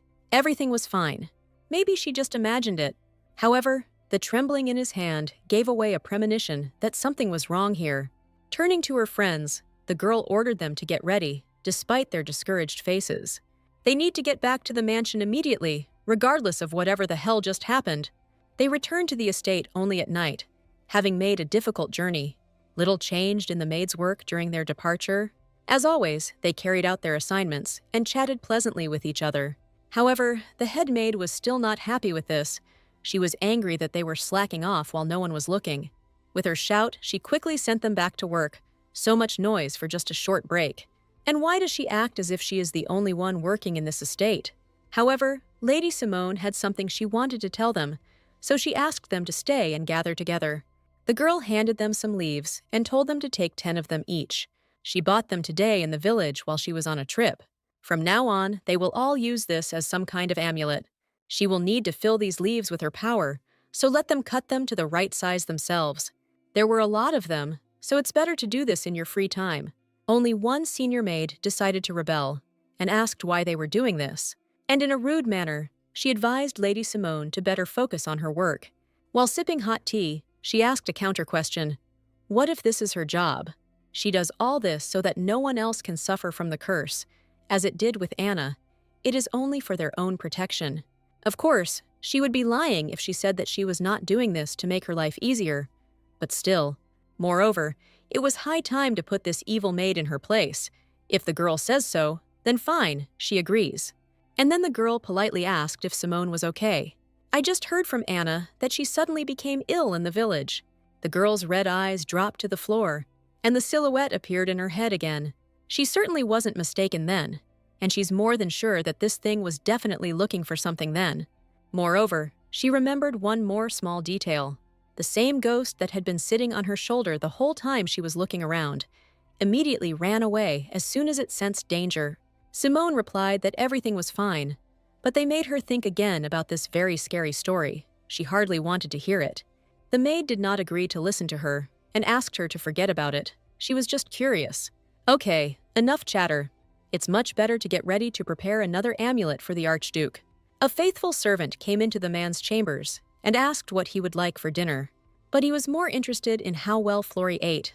She always left more than half of the food untouched. However, it is better not to forget that the number of dishes they serve is large, so this is not critical. And regarding the Adventurers Guild, the message they received today said that they found the Saint's wish. Is this really true? Why didn't they tell him about it right away?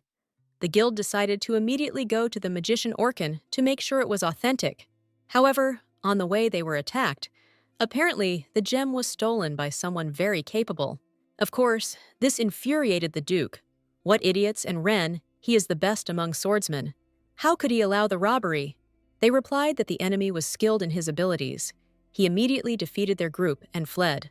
Ren's squad went in pursuit. So they have to find him soon when time is running out and everything has started to go wrong. The man seemed to feel how, with each passing day, Flori and Jace were losing themselves more and more. All hope was on the girl who decided to try to remove 2 curses. She didn't give a clear answer, but her face was filled with a strange confidence. If only he had found out about the necromancers a little earlier. If he had not delayed in removing the curses, would his family have been different then? At that very moment, there was a knock on the door from Simone. The girl entered in a simple dress, almost a nightgown, and closed the doors tightly. What brought her here, if she didn't come empty-handed? Approaching the Duke, she looked him straight in the eyes and handed him some leaves. And she said that it was an amulet, made by impregnating a thin sheet of paper with her power. However, this is still an experiment, so it may not work as expected. She just thought it would be a good idea to use it to avoid more victims in cases like Anna's. After staring at the paper for a long time, the man barely managed to utter his gratitude. Of course, it was difficult to fill such a number of sheets with her power, so she cannot guarantee the quality 100%. He was still grateful for the amulet, and also for saving the servant, because now this child is alive, so thank you. Maybe it's not too late to fix everything. It so happened that he himself wanted to contact her to tell her the news about the Saint's wish, so let him sit down. After all, the situation has now taken an unexpected turn. A cry was heard among the estate at night. How to understand that it was stolen, to be precise? Then this is a possible desire of the saint. The swordsman dealt with the group in an instant and escaped with it. However, why did they want to take it to some magician and not to her? And what kind of magician is he? The mage Orkin, I think. There's a connection between him and Ren, so it seems he turned to the right person. It's impossible not to know that name. A great genius magician who was supposed to appear at the end of the first season of the story. He is also the companion of the main character Abel. The girl grabbed her head in despair. She could still understand why Luivi would go to this magician whom he trusted so much. But she is the only one in this world who knows about the existence of this stone. So what kind of madman stole it? They reported that they would be able to return later than planned, but exactly on the promised date. However, it was better to think of a backup plan just in case the Adventurers Guild couldn't meet the deadline. The man was counting on them. After all, if they didn't have the saint's desire, then she wouldn't be able to lift the curse from Jace, so now the girl felt more responsible than ever. Returning to her quarters, Simone found the same maids there, which surprised her. They hadn't left yet because they wanted to finish making the bed. Suddenly, the head maid coughed nervously into her fist, and then, blushing, she thanked the lady for the amulets she had provided. But hadn't she said that they were useless things? Kaylee had been working in this estate for a long time, and she was still afraid of curses. Scary things always remain scary. Meanwhile, the second maid noticed a certain amulet on the table, and reaching out to it with her hands, she noticed that it looked different from all those that she had given to the others. At the last moment, Simone managed to warn her that she shouldn't touch him. After all, this is a dangerous amulet for driving out evil spirits. If an ordinary person touches it, he can be absorbed by the energy. So let them see for themselves, and let the other servants also be aware of this. The head maid asked how she could leave something so dangerous in plain sight unattended. Well, that's why she said that he can't be touched. Oh well, the girl hadn't spent so much energy during the day before, and now she was very tired. Amid the girl's angry muttering that it would be better to remove this dangerous black amulet, Simone jumped into bed. She also added that it is best to go to bed and sleep in a normal position, and now the maids are finally leaving. With her arms spread out to the sides, the girl finally lay down. The day had come to an end. This couldn't help but make her happy, because she was so tired. Her eyes closed on their own, sending the brunette into the kingdom of morphine. Suddenly, without having slept for a second, she woke up again. Damn house, not a day of peace. Some noise woke her up. Were the servants still working? And what kind of servant would wander around the estate and make noise at such a late hour? Taking the special amulet, she asked herself what kind of curse had come this time. It's still good that she gave the servants an amulet. At least nothing should happen today, and they can sleep peacefully. The girl began to count the sheep. 1, 2, 3, 4. Memories led her to those very doors. All the maids were alarmed and were on their feet from early morning. Simone, who had just woken up, came out and asked why it had been so noisy last night. Anna awkwardly stuttered and tried to pronounce the words, but it came out poorly. Let him speak already. In any case, only Lady Simone can handle this. The girl began to slowly tell that strange sounds had been heard that night. Some unknown dull sound. Because of it today, all the servants could not sleep until dawn. The head maid burst into the conversation. Yes, everyone heard it, but no one dared to check where it was coming from. The girl smiled. But what if it's an ordinary ghost? Okay, they're still good guys. In this mansion, if something strange happens, it's better to keep your head down and stay put. But did they hear anything else besides this dull sound? Yes, there was something else. The cook said he heard a voice at dawn. He woke up early in order to prepare the kitchen and the necessary ingredients for today. And then, trembling with fear, he said that when he was in the kitchen, he heard a woman's voice. Simone thought and began to remember everything that happened before going to bed. She would probably need to talk to the cook. Answering Anna's question about where she was going, the girl replied that she wanted to go for a walk. I also asked her to bring the manual from the room. It's important. Taking small steps across the estate grounds, she came out into the courtyard. Ever since that red tree in front of the gate disappeared, they have started tending the garden again. And now it looked like a completely different, more beautiful place. Here the girl stopped in order to thoroughly study the necessary literature over a cup of tea. Could it be that her eyes were deceiving her? The girl had already leafed through the entire manual, but still couldn't find the information she needed. Okay, maybe she should be more careful and start over. No matter how much she looked, there was nothing in the manual about mysterious sounds like footsteps or anything about a woman's voice in the middle of the night. Simone grabbed her head. Her body was only 17, but her eyesight was already terrible. And then she asked Anna if there was any secret instruction among the servants regarding such sounds. The girl thought with the teapot in her hands, but it seemed that no, all the servants were perplexed by what had happened. Even the head maid, who had been working longer than her, didn't seem to understand what had happened tonight. Getting up from the table, the girl declared that in that case, there was only one place left where she could find out something. And with a quick step, she moved away from the gazebo in order to talk with the owner of the estate himself. However, now the gentleman is receiving an important guest. After all, it was today that Mr. Wren and the members of the Adventurers Guild arrived at the mansion. Could it be that they will now have in their hands that very magic stone from the legend? Just think, he couldn't believe his eyes. He really exists. When Lady Simone suddenly arrived to visit the gentleman, he allowed the girl to enter. The smiling blonde was clearly glad to see her, and therefore noted how long it had been since they had seen each other. She admitted that she had heard that the stone had been stolen, and they had returned so quickly. Well, yes, he did promise them that he would return by the appointed time. He did a great job. The Archduke suddenly noticed that Simone knew Wren was here with him, but then why didn't she change the color of her hair and eyes? Having opened the chest and seen the jewel in person, the girl felt this aura. He is real. This fact was confirmed by the magician Orkin. He said that this is the saint's wish. Well, now that Lady Simone had also confirmed this, they could discuss the details. He was interested in who exactly was the person who was able to steal the stone so easily. It seemed like he was a fellow adventurer, not affiliated with any guild, but he could use the sword's aura. And his accomplices, in turn, were not so simple either. They seemed to excel in close combat and support, but such people never came to the village. In this world, among all the possible guilds, is there anyone who can control the aura of the sword and also travel with strong allies?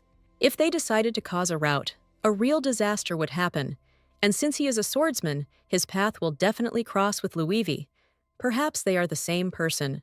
However, they would not raid the village even if they decided to steal.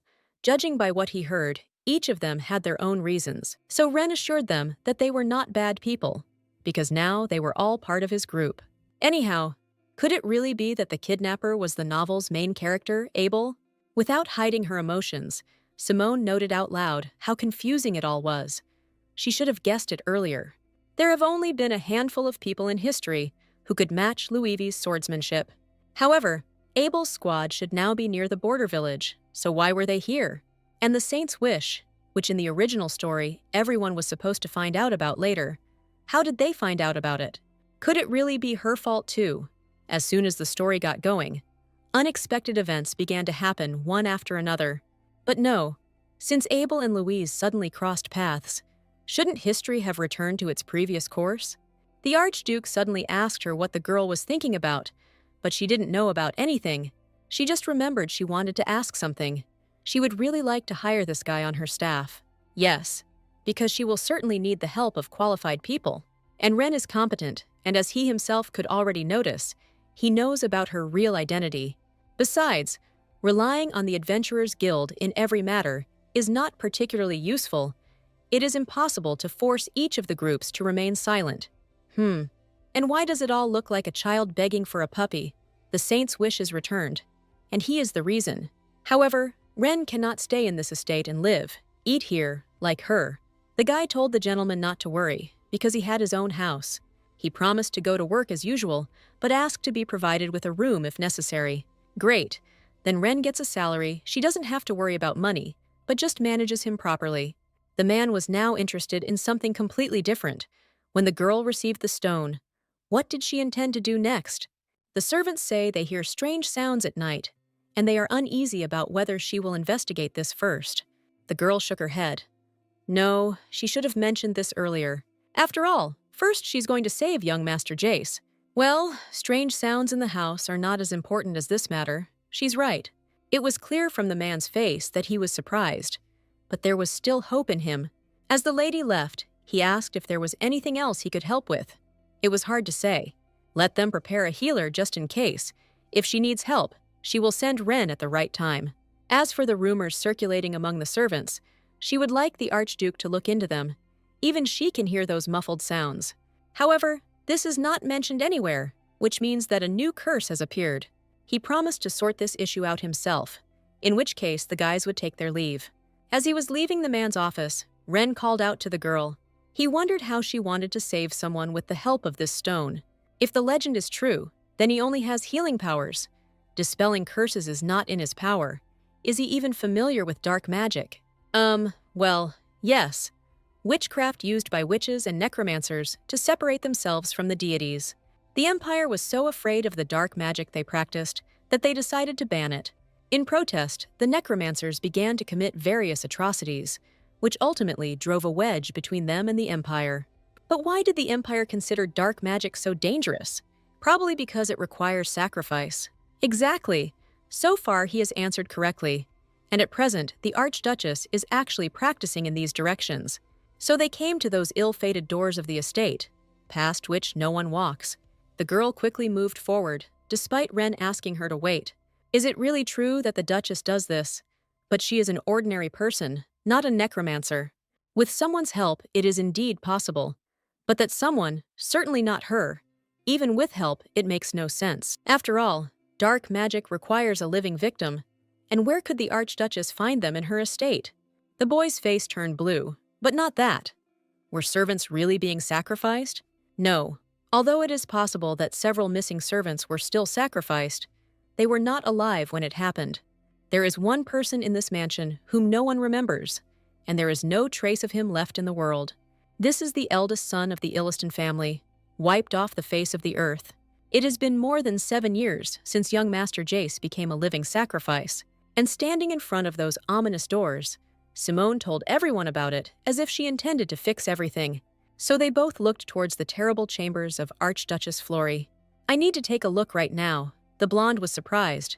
Could it really be that sudden? Turning around, the girl said that they would just quickly look inside. That's all. No, the Archduchess is not locked in this room. They say she comes out and wanders around the estate whenever she wants. She herself once ran into her in the corridor. She communicates with his lordship quite often. Well, now there were no more questions. Yes. Or he needs a little more time to prepare. Oh no, it was time to go. They grabbed the door handle, not knowing what to expect. The blonde glanced nervously at the lady behind him and asked again if he could open it. He jerked his right hand, holding the second chest with the stone. Not immediately, but the door gave way. Right in the crack, he discovered the terrible face of a woman with sunken cheekbones and narrow pupils. How did she manage to come so quickly? Had she been standing there all this time? The blonde man was so taken aback that he even apologized. He felt embarrassed to bother the lady. The guy was about to close the door behind him, thinking that it would be better not to touch it now. However, she did not allow this to happen, and putting her hand under the blow, she opened the doors even wider. And then, throwing the guy aside, she ran forward after the girl. The dehydrated lady looked even thinner than last time. It was impossible to look at her without fear. Stretching out her bony hands, she headed towards the frightened Simone. She only finally realized that she had run out after her at the moment when she was captured. The guy stood to the side with his mouth open, watching the fast action. He didn't even have time to say her name before the girl found herself in the mistress's chambers. Ren quickly rushed to the doors, but they slammed shut, and he couldn't open them, so he had to shout his friend's name. He asked if everything was okay with her, which attracted the attention of the servants. No one understood what had happened. And why is the man from the guild, who was next to the lady, now standing here alone? Where did she disappear to? Calling the guy an adventurer, they said that these were the Archduchess's chambers, and he could not make such a noise here. In that case, he himself decided that it was better to grab the chest with the stone and run away headlong. Even though running was forbidden in the mansion, he hurried to the Duke's chambers. The servant next to him certainly didn't like his insolence. What was the meaning of all this?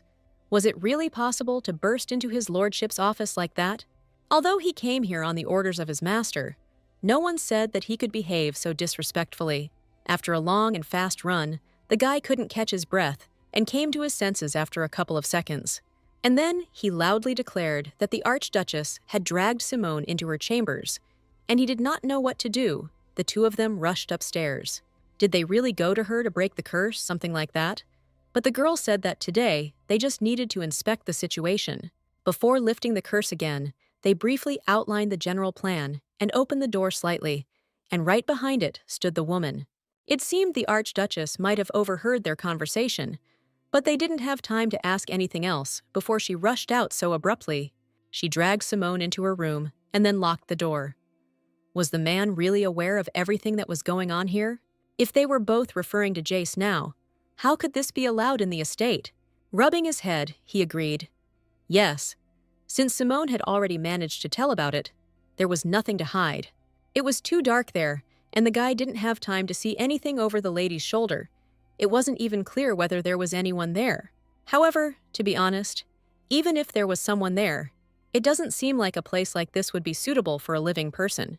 It's as if Jace Carl Illiston himself is there, although it seemed to the guy that he could only exist in the memories of the estate itself. But judging by the Archduke's reaction, he now exists only in his memory. But then why? He is his son. How can he not know about his condition? If he was so worried, then why didn't he ever visit him at any time? The servant, who had been standing nearby all this time, was again indignant at how the boy dared to speak like that in front of his master. He couldn't afford to just stand there and listen to all this until his lordship gestured for silence. Taking a step forward, the man nodded. Ren was right. After all, quite a lot of time had passed since he himself had seen this child. The servant standing aside didn't understand what they were talking about now. Could it really be that the master's son was Jace? And if you think about it, is there anything in this story that he doesn't know about? No, and anyway, he is unlikely to understand how everything will be resolved. He will tell and explain everything to him. The man in glasses stood nearby, confused by the situation, while his master grabbed his sword and decided to deal with the pressing issue right now. Taking the dagger blade out of its sheath, he wanted to open those doors. They need to focus on getting Simone out of this room. After all, at that very second, the girl was fighting for her life, and it was becoming harder and harder for her to breathe. Was she really going to die now? The chances are high, considering that the one who tried to strangle her was the killer of many, a lady grieving over her loss. The dry lips repeated the same thing over and over again, wishing her death.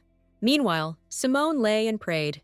She needed to hold on a little longer. If she had even one chance, then Jace could survive. The lady clenched her bony hands even tighter. How could she be so strong? Florrie didn't care. There was only one victim left in the form of a necromancer, and Jace would live. Simone, already wet from resistance, understood that she could die like this, but she still found the strength to kick back. However, I was very surprised when nothing changed. For some unknown reason, the woman, who was of rather fragile build, did not even move, and the hands on her neck closed and grabbed the carotid artery even tighter. With horror in her eyes, she sincerely wished the girl death, until suddenly daylight burst into the room. It turned out to be Ren. The guy managed to knock down the door and get inside. He immediately asked if Simone was okay. How was she? But the Archduchess told him to shut up. It would be better if he didn't interfere, while the little girl greedily gulped air through her mouth, clinging to consciousness. Kneeling down, she cleared her throat and wiped the tears from her face. Clutching her throat, she admitted out loud that she thought she would definitely die. There was a bloody sword lying at the side of the room, but Florrie was preoccupied with something completely different. Was it really Luivi and the Archduke who were trying to break in? If those two had been a little late, she would have been a dead man. However, now is not the time to think about this. She has a task, and while they distract the Archduchess, she must hurry and find Jace. The girl's eyes darted around the room until they found the main thing. This is Jace's bloody body tied to a pole. My God, what did they do to him? He literally had no face. While Simone stood there wondering how she had done such a thing, the monster took the knife into his hands. Florrie was already approaching her, wanting to finish what she had started. However, Ren, with the chest in his hands, still managed to break this strong tree. He quickly began searching for Simone, while the Duke ran behind him. Both boys witnessed a fight between the Archduchess and the girl. And at that very moment, the exhausted girl gave in. The old woman still managed to wound her, and the first blood was shed.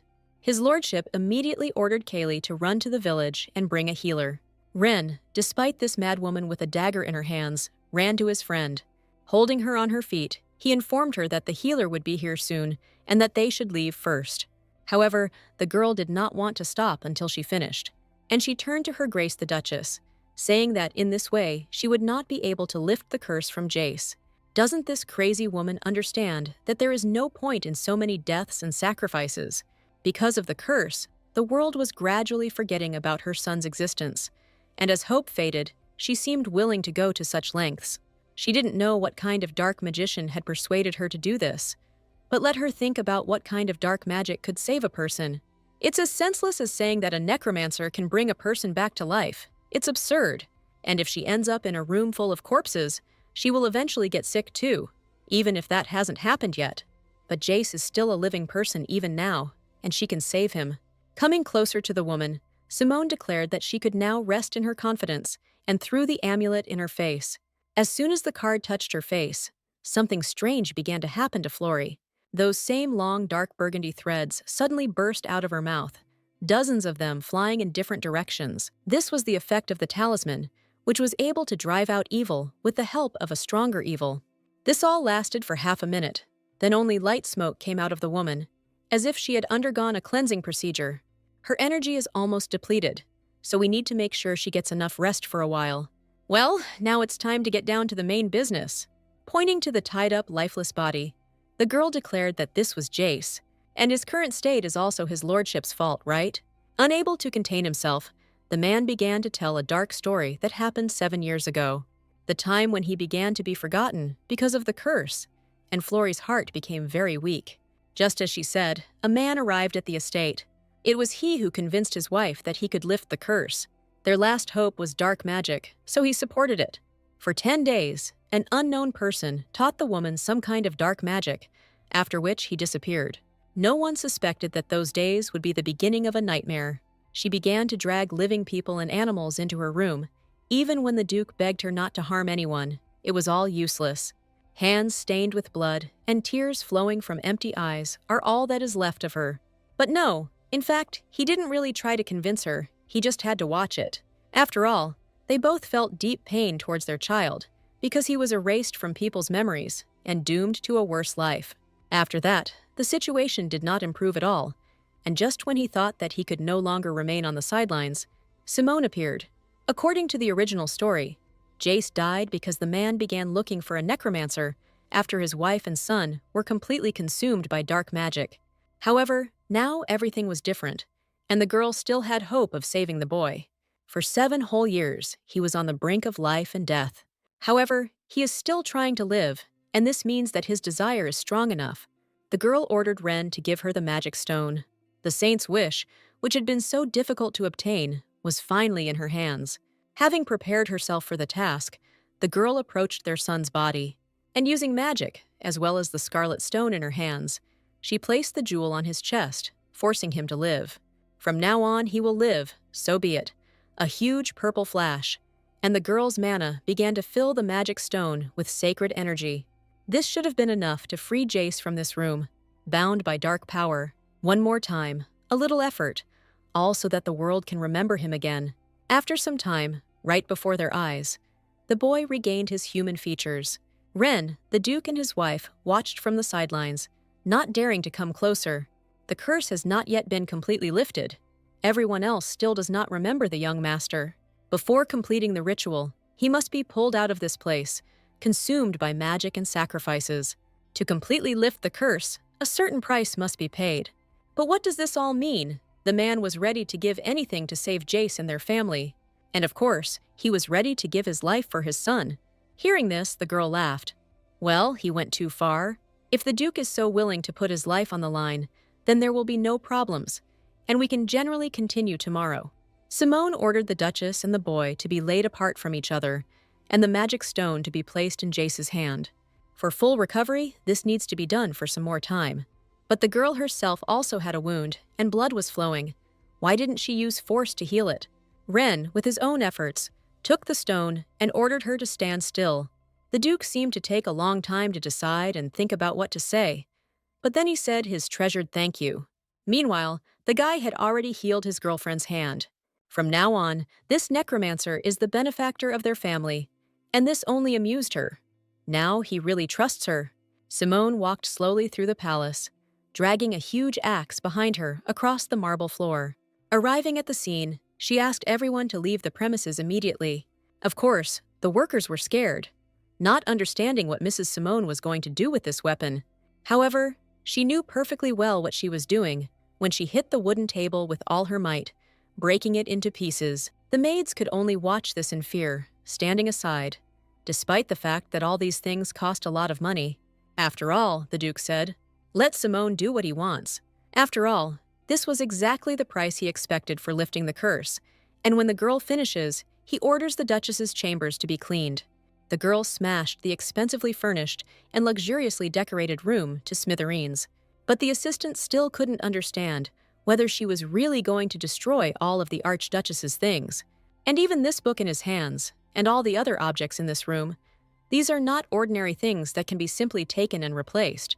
But Simone didn't understand what he was talking about. It was old junk, so what difference did it make?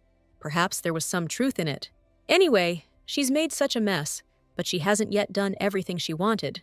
She needed to find and destroy the source of the curse, but she felt nothing. Since the Duchess fueled the curse with black magic, the girl should at least feel something after destroying the item. Holding the axe in her hands before swinging, she thought again, wait a minute, but the Archduke said that a dark magician lived in this mansion. The guy confirmed her guess, and it seemed like an idea had dawned on the brunette. So that's it! The girl rushed forward, not paying attention to anyone. So, with an axe in her hands, she asked the maid where the room in which the dark magician was staying was. All the maids were very afraid of this madwoman and could not really answer, until the chief servant came up and calmly ordered Simone to follow him. The slightly confused girl was surprised, but agreed. As it turned out, the servants did not know about his existence. Since black magic is illegal, it has always been used secretly.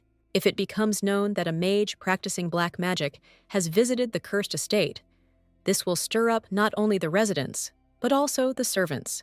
He was allowed to live in the mansion and communicate only with the Archduchess for 10 days. The man showed the room allocated to the stranger and then walked away. He had already forgotten why the master had decided to give the magician this room, but he clearly remembered how nervous he was. Ren was surprised that Mrs. Simone had decided to destroy everything here too. No, first they will look for something, and if a friend finds something useful, then let him report it. There were so many layers of dust around that it was hard to breathe, but he agreed to help. The two of them studied the room for a long time. They went through all the drawers, looked at all the linens and hidden places, until suddenly, Simone discovered something hidden from public view. Grabbing a certain ball in her hands, the girl joyfully shouted what she had found, raising it up. Surely this is the very thing the dark magician left behind. In that case, they had no choice but to break this white ball. She swung it and threw it to the ground with all her might, and the glowing thing shattered into pieces. Her red eyes lit up with happiness. It seemed the curse was lifted. She ordered Ren to check on the condition of the Duchess and Jace, and if the Duke was nearby, to watch the butler's reaction with him. After all, if the curse really did disappear, it would be Kale who would be the first to remember everything. Coughing from the rising columns of dust, the guy understood the order and asked, what will the girl do in this case? Simone, happily holding the door handle, opened the door to the outside and announced that it was time to rest. Anna flew into Simone's room, saying that she had heard something. The girl, who was calmly sipping tea, was suddenly interrupted. Well, what else could she have heard there? It's even interesting. The friend replied that it was a heavy, dull sound of something hitting the floor. The headmaid ran up to her charge and agreed. She had heard it too.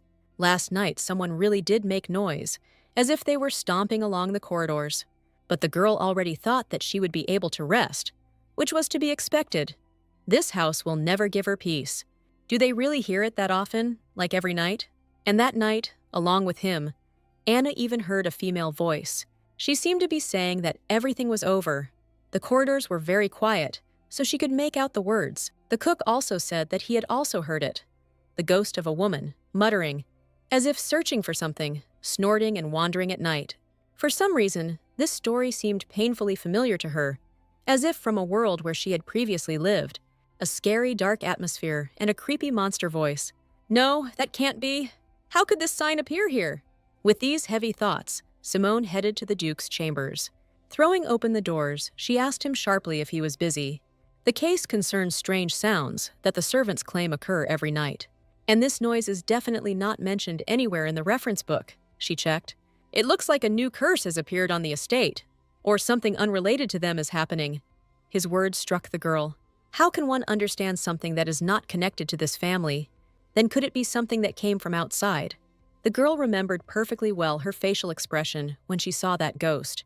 Seeing Simone's frightened and serious face, the man asked what was wrong and who she suspected. But she was just lost in thought and couldn't say anything. Nothing came to mind. First, let her see for herself, and after she is sure, she will tell you everything. Taking advantage of the moment, the girl asked how the Archduchess and Prince Jace were doing. The boy, as she asked, tries not to let go of the stone, but there is little progress. Well, this is not a quick matter. We need to keep an eye on him further. She will come back later if there are any questions. Leaving the Duke's chambers, Simone exhaled as if she had gotten rid of a pile of stones on her shoulders, until the moment she noticed that someone was standing in front of her. It turned out to be Ren. But what is he doing here? She didn't invite him today. The guy laughed sweetly. How could he rest when she was working? It's incredible. Does she really have an employee who doesn't take a break even when asked to?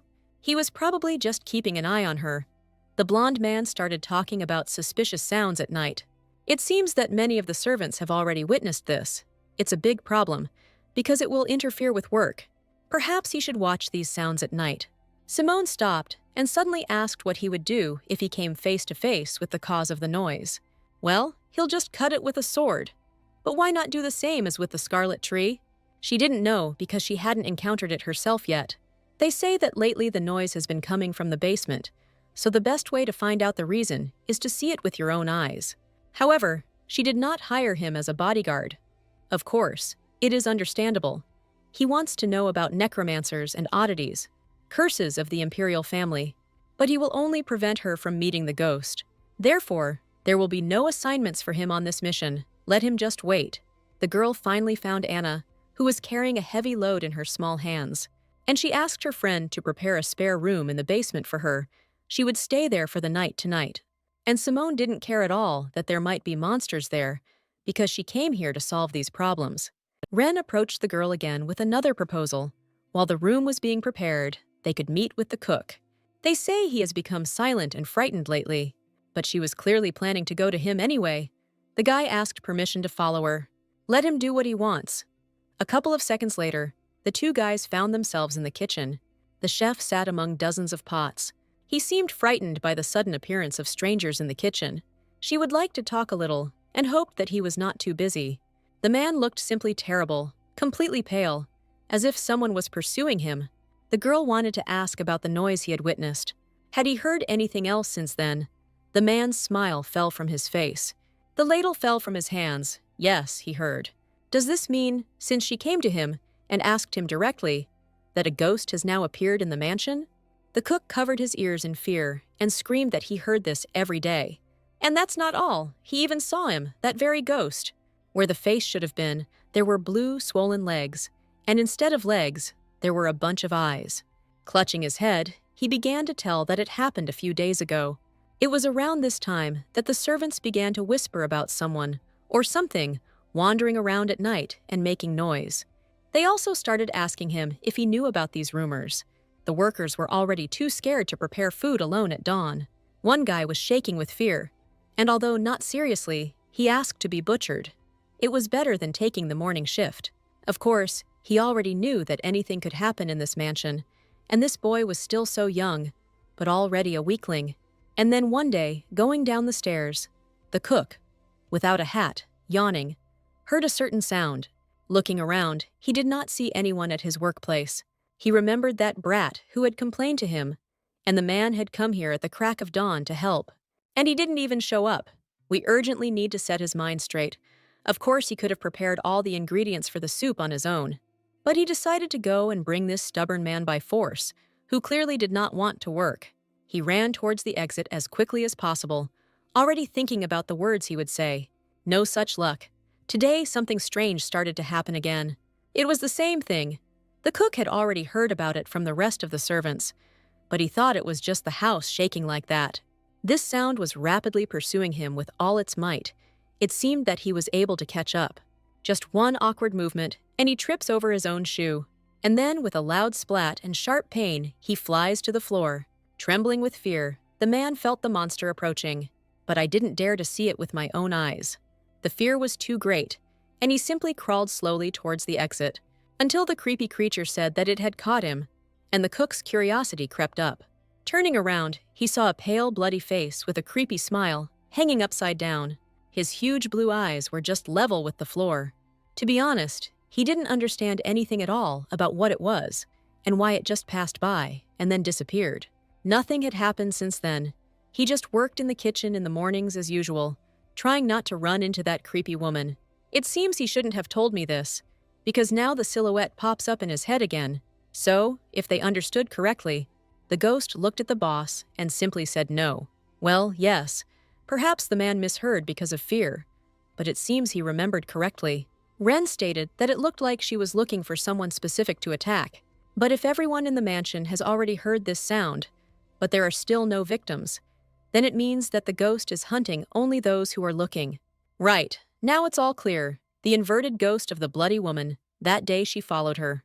Simone had already regretted 100 times that she had looked at her then.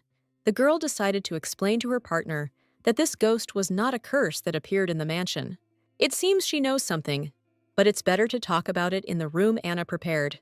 It's hardly worth talking about all this in the presence of the cook. He already feels uneasy. As Simone opened the doors of her new quarters, she thought they reminded her of something. Isn't this the same room that dark magician used? Apparently, there weren't any more free ones. And what does it even matter why the girl doesn't like it? She didn't understand who had chosen this room in the first place and why they were arguing with her. Anna became nervous. Her friend probably didn't want to live in this place, but this was the most decent room in the basement, and there were no rats here. It looks like Anna chose the room, okay? It's well tidied, so everything is in order, and it's quite enough for one night. Simone had already listened to the chef's story, and thanks to him, she had a rough idea of what it was like. And today, she was going to meet him in person. The maid was very worried. It was so dangerous, and therefore she hoped that Mr. Wren would also stay here for the night. The smiling blonde was already hoping to spend the night together. But no, the girl reminded him that he already had other things to do. The maid did not stop asking her if she could cope alone. Maybe in that case, at least she would stay with her. The coward was going to fight the ghost. The girl apologized, saying she would probably just be in the way, and her friend thanked her for her concern, but assured her that she could handle it herself. Besides, if she needed help, Ren alone would be enough. Then she will be back for lunch, and if they need help, they can call her at any time. The doors slammed shut, and the boys were left alone in this basement room. Ren immediately asked again what it meant that the assistant, who was so competent, had other things to do. Yes, and it is true, because it seems that the ghost that the chief saw became attached to her when the girl was in the village. On that very day of buying books, she saw this monster on someone's shoulder. So from now on, Ren's task will be to go to the city and find out information about this man. Having listened to his mistress, the partner did just that. That same night, the guy wrapped himself in a robe and disappeared on business. Having eaten her fill, Simone plopped down on the bed out of boredom. They said that the ghost appears at dawn, so you can climb into a warm bed and take a little more nap. The girl woke up not in the real world. At first, when she opened her eyes, she herself did not understand where she was. It was so dark around, she tried to scream, but it didn't work. It seemed like her voice was gone. Black energy began to flow around her body, and now everything became clear to her. Everything became even clearer when Simone saw in front of her a huge snake with predatory red eyes. When she grabbed her by the throat and she couldn't respond, the girl realized it was sleep paralysis. But all this did not change the fact that she was suffocating right now. Suddenly, someone spoke to her, asking why she was so desperately trying to change her destiny. She didn't understand who it was, but the smile of this monster was frightening. He had a long snake-like neck and even longer black hair. Leaning close to her face, he whispered that he would come to her soon. At this point in the nightmare, the girl woke up and greedily began to swallow air. Sitting up in bed, she tried to comprehend what she had just seen, but the noise outside the room quickly distracted her. Great. Thanks to the nightmare, she at least woke up in time. Standing on the floor and feeling the piercing cold, she put on her slippers. And going straight to the door, she leaned against it and began to listen. She waited nervously for the next bursts of sound. But it was the sound of my head hitting the floor. I didn't want to go out at all. However, it is already approaching, checking all the rooms for the presence of a certain person.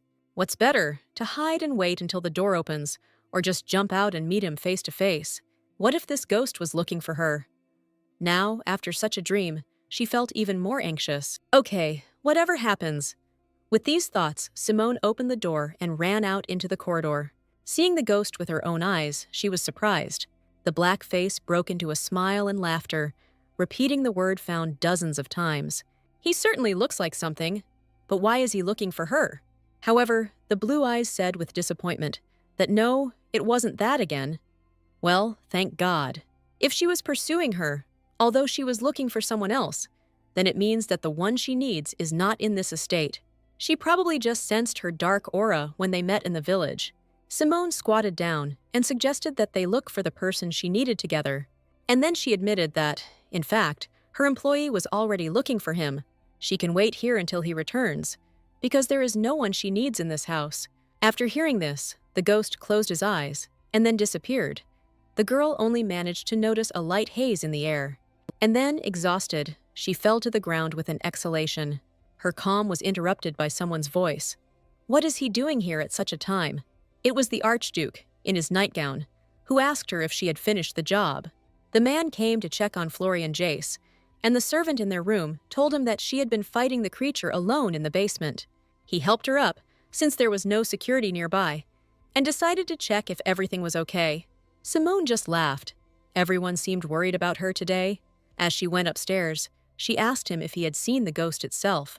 She just wanted to make sure she wasn't imagining things. And that's why she asked him if this ghost was familiar to her. It seems she blurted out too much. It would probably be strange if she said that the one who was hired to exorcise ghosts was the one who brought one into the estate. So now it's time to quickly run to your room. She's finished all her work in the basement for today, so she wants to go back and sleep peacefully. The man suddenly noticed that it seemed like Kaylee's memory was gradually returning. Flori has finally come to her senses, and Jace has survived the worst, which proves that the curse is completely broken. Simone stated that soon the other servants would remember everything too. It seemed that there was a rather good atmosphere between them now. So she decided to tell his lordship something. This is information about the very ghost he saw. It seems that he really got into the mansion because of her. After what was said, there was a minute of silence. She apologized, to be honest. She didn't want it to turn out like this. She got herself into trouble. But at least no one got hurt, so everything is okay. The Archduke raised his hand, and Simone only mentally hoped that he would not scold her or send her to the basement. She did not like it there. However, the man simply patted her on the shoulders sweetly, advising her to be careful. And then he turned around and left, still holding the same flashlight in his hands. Could this really be his entire reaction? It's just early, go to sleep. While the maids were working, like the whole mansion, the girl was lying sweetly in bed. She hadn't slept so sweetly for a long time. Since she saved the Archduchess and Jace, this ghost shouldn't bother her, so she can rest easy, at least until Ren returns. Because how can she look for that person if she doesn't even know what he looks like or what his name is? This will most likely take a week. But the partner, contrary to expectations, has already returned. Seeing the blonde man with his usual cloying smile in her chambers, she was upset. It seems the task was urgent, so he forked over a little money and sped things up. Well, yeah, he didn't even let her rest. He says it wasn't difficult to find a person.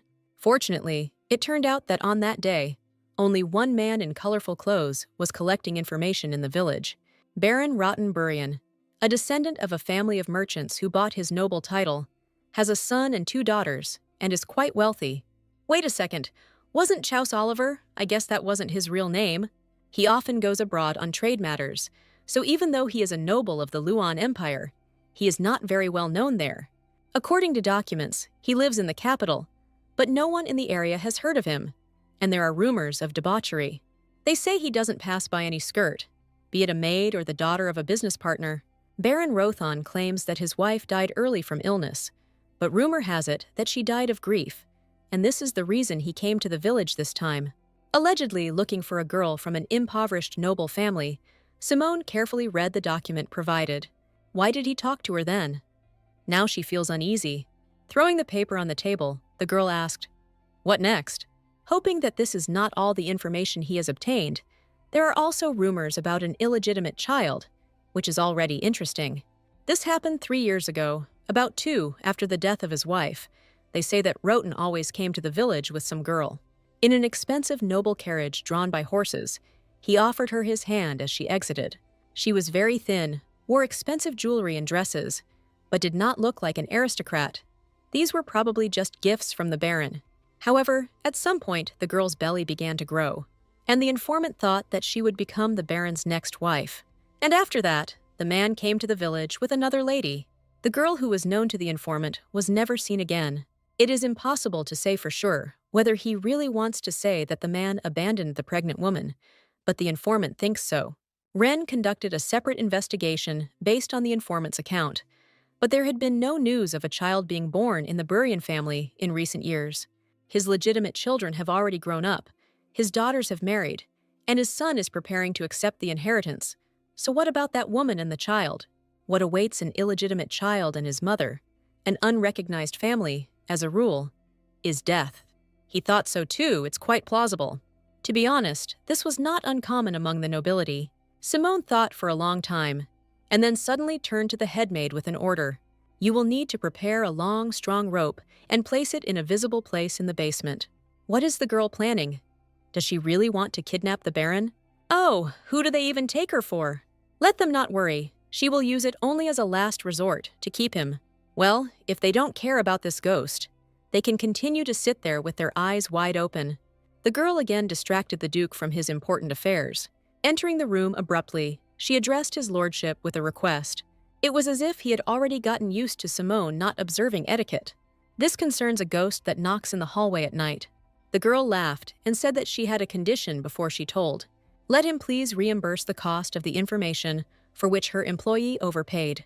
She instructed him to find out more about the ghost that had appeared this time, and he overpaid for the information 300 times. She might ask for such a favor.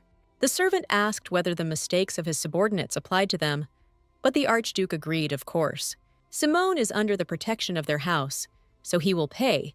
So what information did she get for that kind of money? The guys found out about Baron Rotenburian, but the informants inflated the price a bit, explaining that customer data is expensive. But why did she need information about this man? Well, of course, because the ghost that appeared in the mansion was originally haunting him. The girl handed the papers to the Duke and asked him to look at them. He quickly read everything and agreed, of course. So what does she need now? To invite him to the mansion. She wasn't going to invite him to a giggle and laugh, of course. She only wanted one thing, for him to meet his ghost face to face. Of course, she won't allow the Baron to be killed, but she can't guarantee that he will leave the estate safe and sound. The Illiston family may have to bear responsibility, but one problem in the mansion would disappear. The girl felt sorry that she was asking him to pay for what she herself had done. However, it's not her fault that she saw him then. The Duke said that Lord Rotenburian was a very wealthy man. Besides this, although he was engaged in trade with other continents, no one in the Empire cooperated with him. Ren suggested that he meant that now they could deal with the Burian family, and nothing would happen to them for it. The man confirmed his words. Yes, this is their chance. The Archduke understood perfectly well what she was talking about, and no matter what the girl did to the Baron, he was ready to take the consequences upon himself. Simone herself didn't fully believe that he was sure. As she knows, their family has already been branded as damned, and the imperial house has turned its back on them. So what difference does it make, since their reputation can't be worse? She needn't even worry. He will invite Baron Burian to the estate. It was unclear how he would manage this without connections. The man was ready to come up with any number of reasons for inviting him. Even if their family is in decline, no baron would dare refuse the Archduke. However, the family had not received guests for 300 years, so it would take him some time to arrange a visit. The girl was ready to give 10 days. Reluctantly agreeing, the man noted that in the meantime, she too should prepare to exorcise the ghost. 10 days later, the headmaid struggled to wake Simone. Pulling the blanket back. How much longer can I sleep? What, 5 more minutes? She can skip breakfast, so why does she sit up until late? Instead of grumbling, Anna kindly helped her friend up. The maids needed to clean up, so they sent her out for a walk. Well, what's wrong with getting a good night's sleep on the last day of your vacation? Opening the doors, the girl decided to have a snack in the garden. However, I was very surprised to meet someone I didn't expect. Mrs. Flory stood right in the aisle, as if waiting for her to come out. The lady was silent, only looking piercingly at the lady. Simone, and all the other maids, were afraid of her ladyship. However, the woman apologized with a smile for scaring them, and she asked to give her at least a little time to talk. Even if the curse was lifted, she didn't want to talk to the man who was trying to kill her without preparation. However, the first thing the lady said while drinking tea was an apology. Anna was trembling all over as she poured the tea that the woman had prepared, especially for their conversation. She hoped that she would like the drink, and if not, then there was no need to force herself to drink it. Has she really become her old self again? It seems so. But what brought her to Simone? The lady came to thank her and ask if she needs anything to live comfortably in this place. After all, exactly 7 years ago, Flory lived here. Before she became Archduchess, it was her bedroom, and later her office and personal space. And since Jace was born, the room where he grew up, his place, has been very dear to her. So when she found out who lived in it, she was surprised. The lady suddenly asked how old the girl was. However, she was so deep in thought, trying to remember Simone's biography, that she seemed to have forgotten. She thought for a moment and then answered, "She is 17. The lady was just worried that she had to force the child to remove the curses, so she is very glad that this is not the case. Flory asked her not to be shy and asked if she needed pocket money, clothes, food, anythings, or if she wanted to go to school. The Archduke must not have thought about it, because he is not very attentive. Wow. Even though she was possessed by black magic, she nearly sacrificed many lives and even tried to kill her. Now everything is different." She calmly sipped her tea, trying to help. For some reason, warmth and tenderness emanate from her. Even if the lady didn't need anything now, she wouldn't hesitate to contact us in the future. After all, the lady believed that there was nothing more meaningless than empty gratitude. Does this really mean that she will be able to receive pocket money? If they give it to her, she needs to take it. In any case, she has gradually become accustomed to the role of a young lady and no longer feels satisfaction from removing curses, so a reward would not hurt. Their family is still out of favor with the imperial house, so Flory won't be able to give her much, but he promises to come up with something. By the way, Lord Burian was supposed to visit the estate today. She asked the Duke to invite him to calm the ghost, and she will also be attending the dinner with the Baron. Simone's own thoughts made her realize what day had arrived. The lady agreed. She had never done this before, so she didn't even know how to help her. But she will try, because the noble carriage will arrive soon. As he stepped out of the carriage, the man thought only of how dare this poor family distract him from important matters. Straightening his tie, he once again glanced irritably around the estate.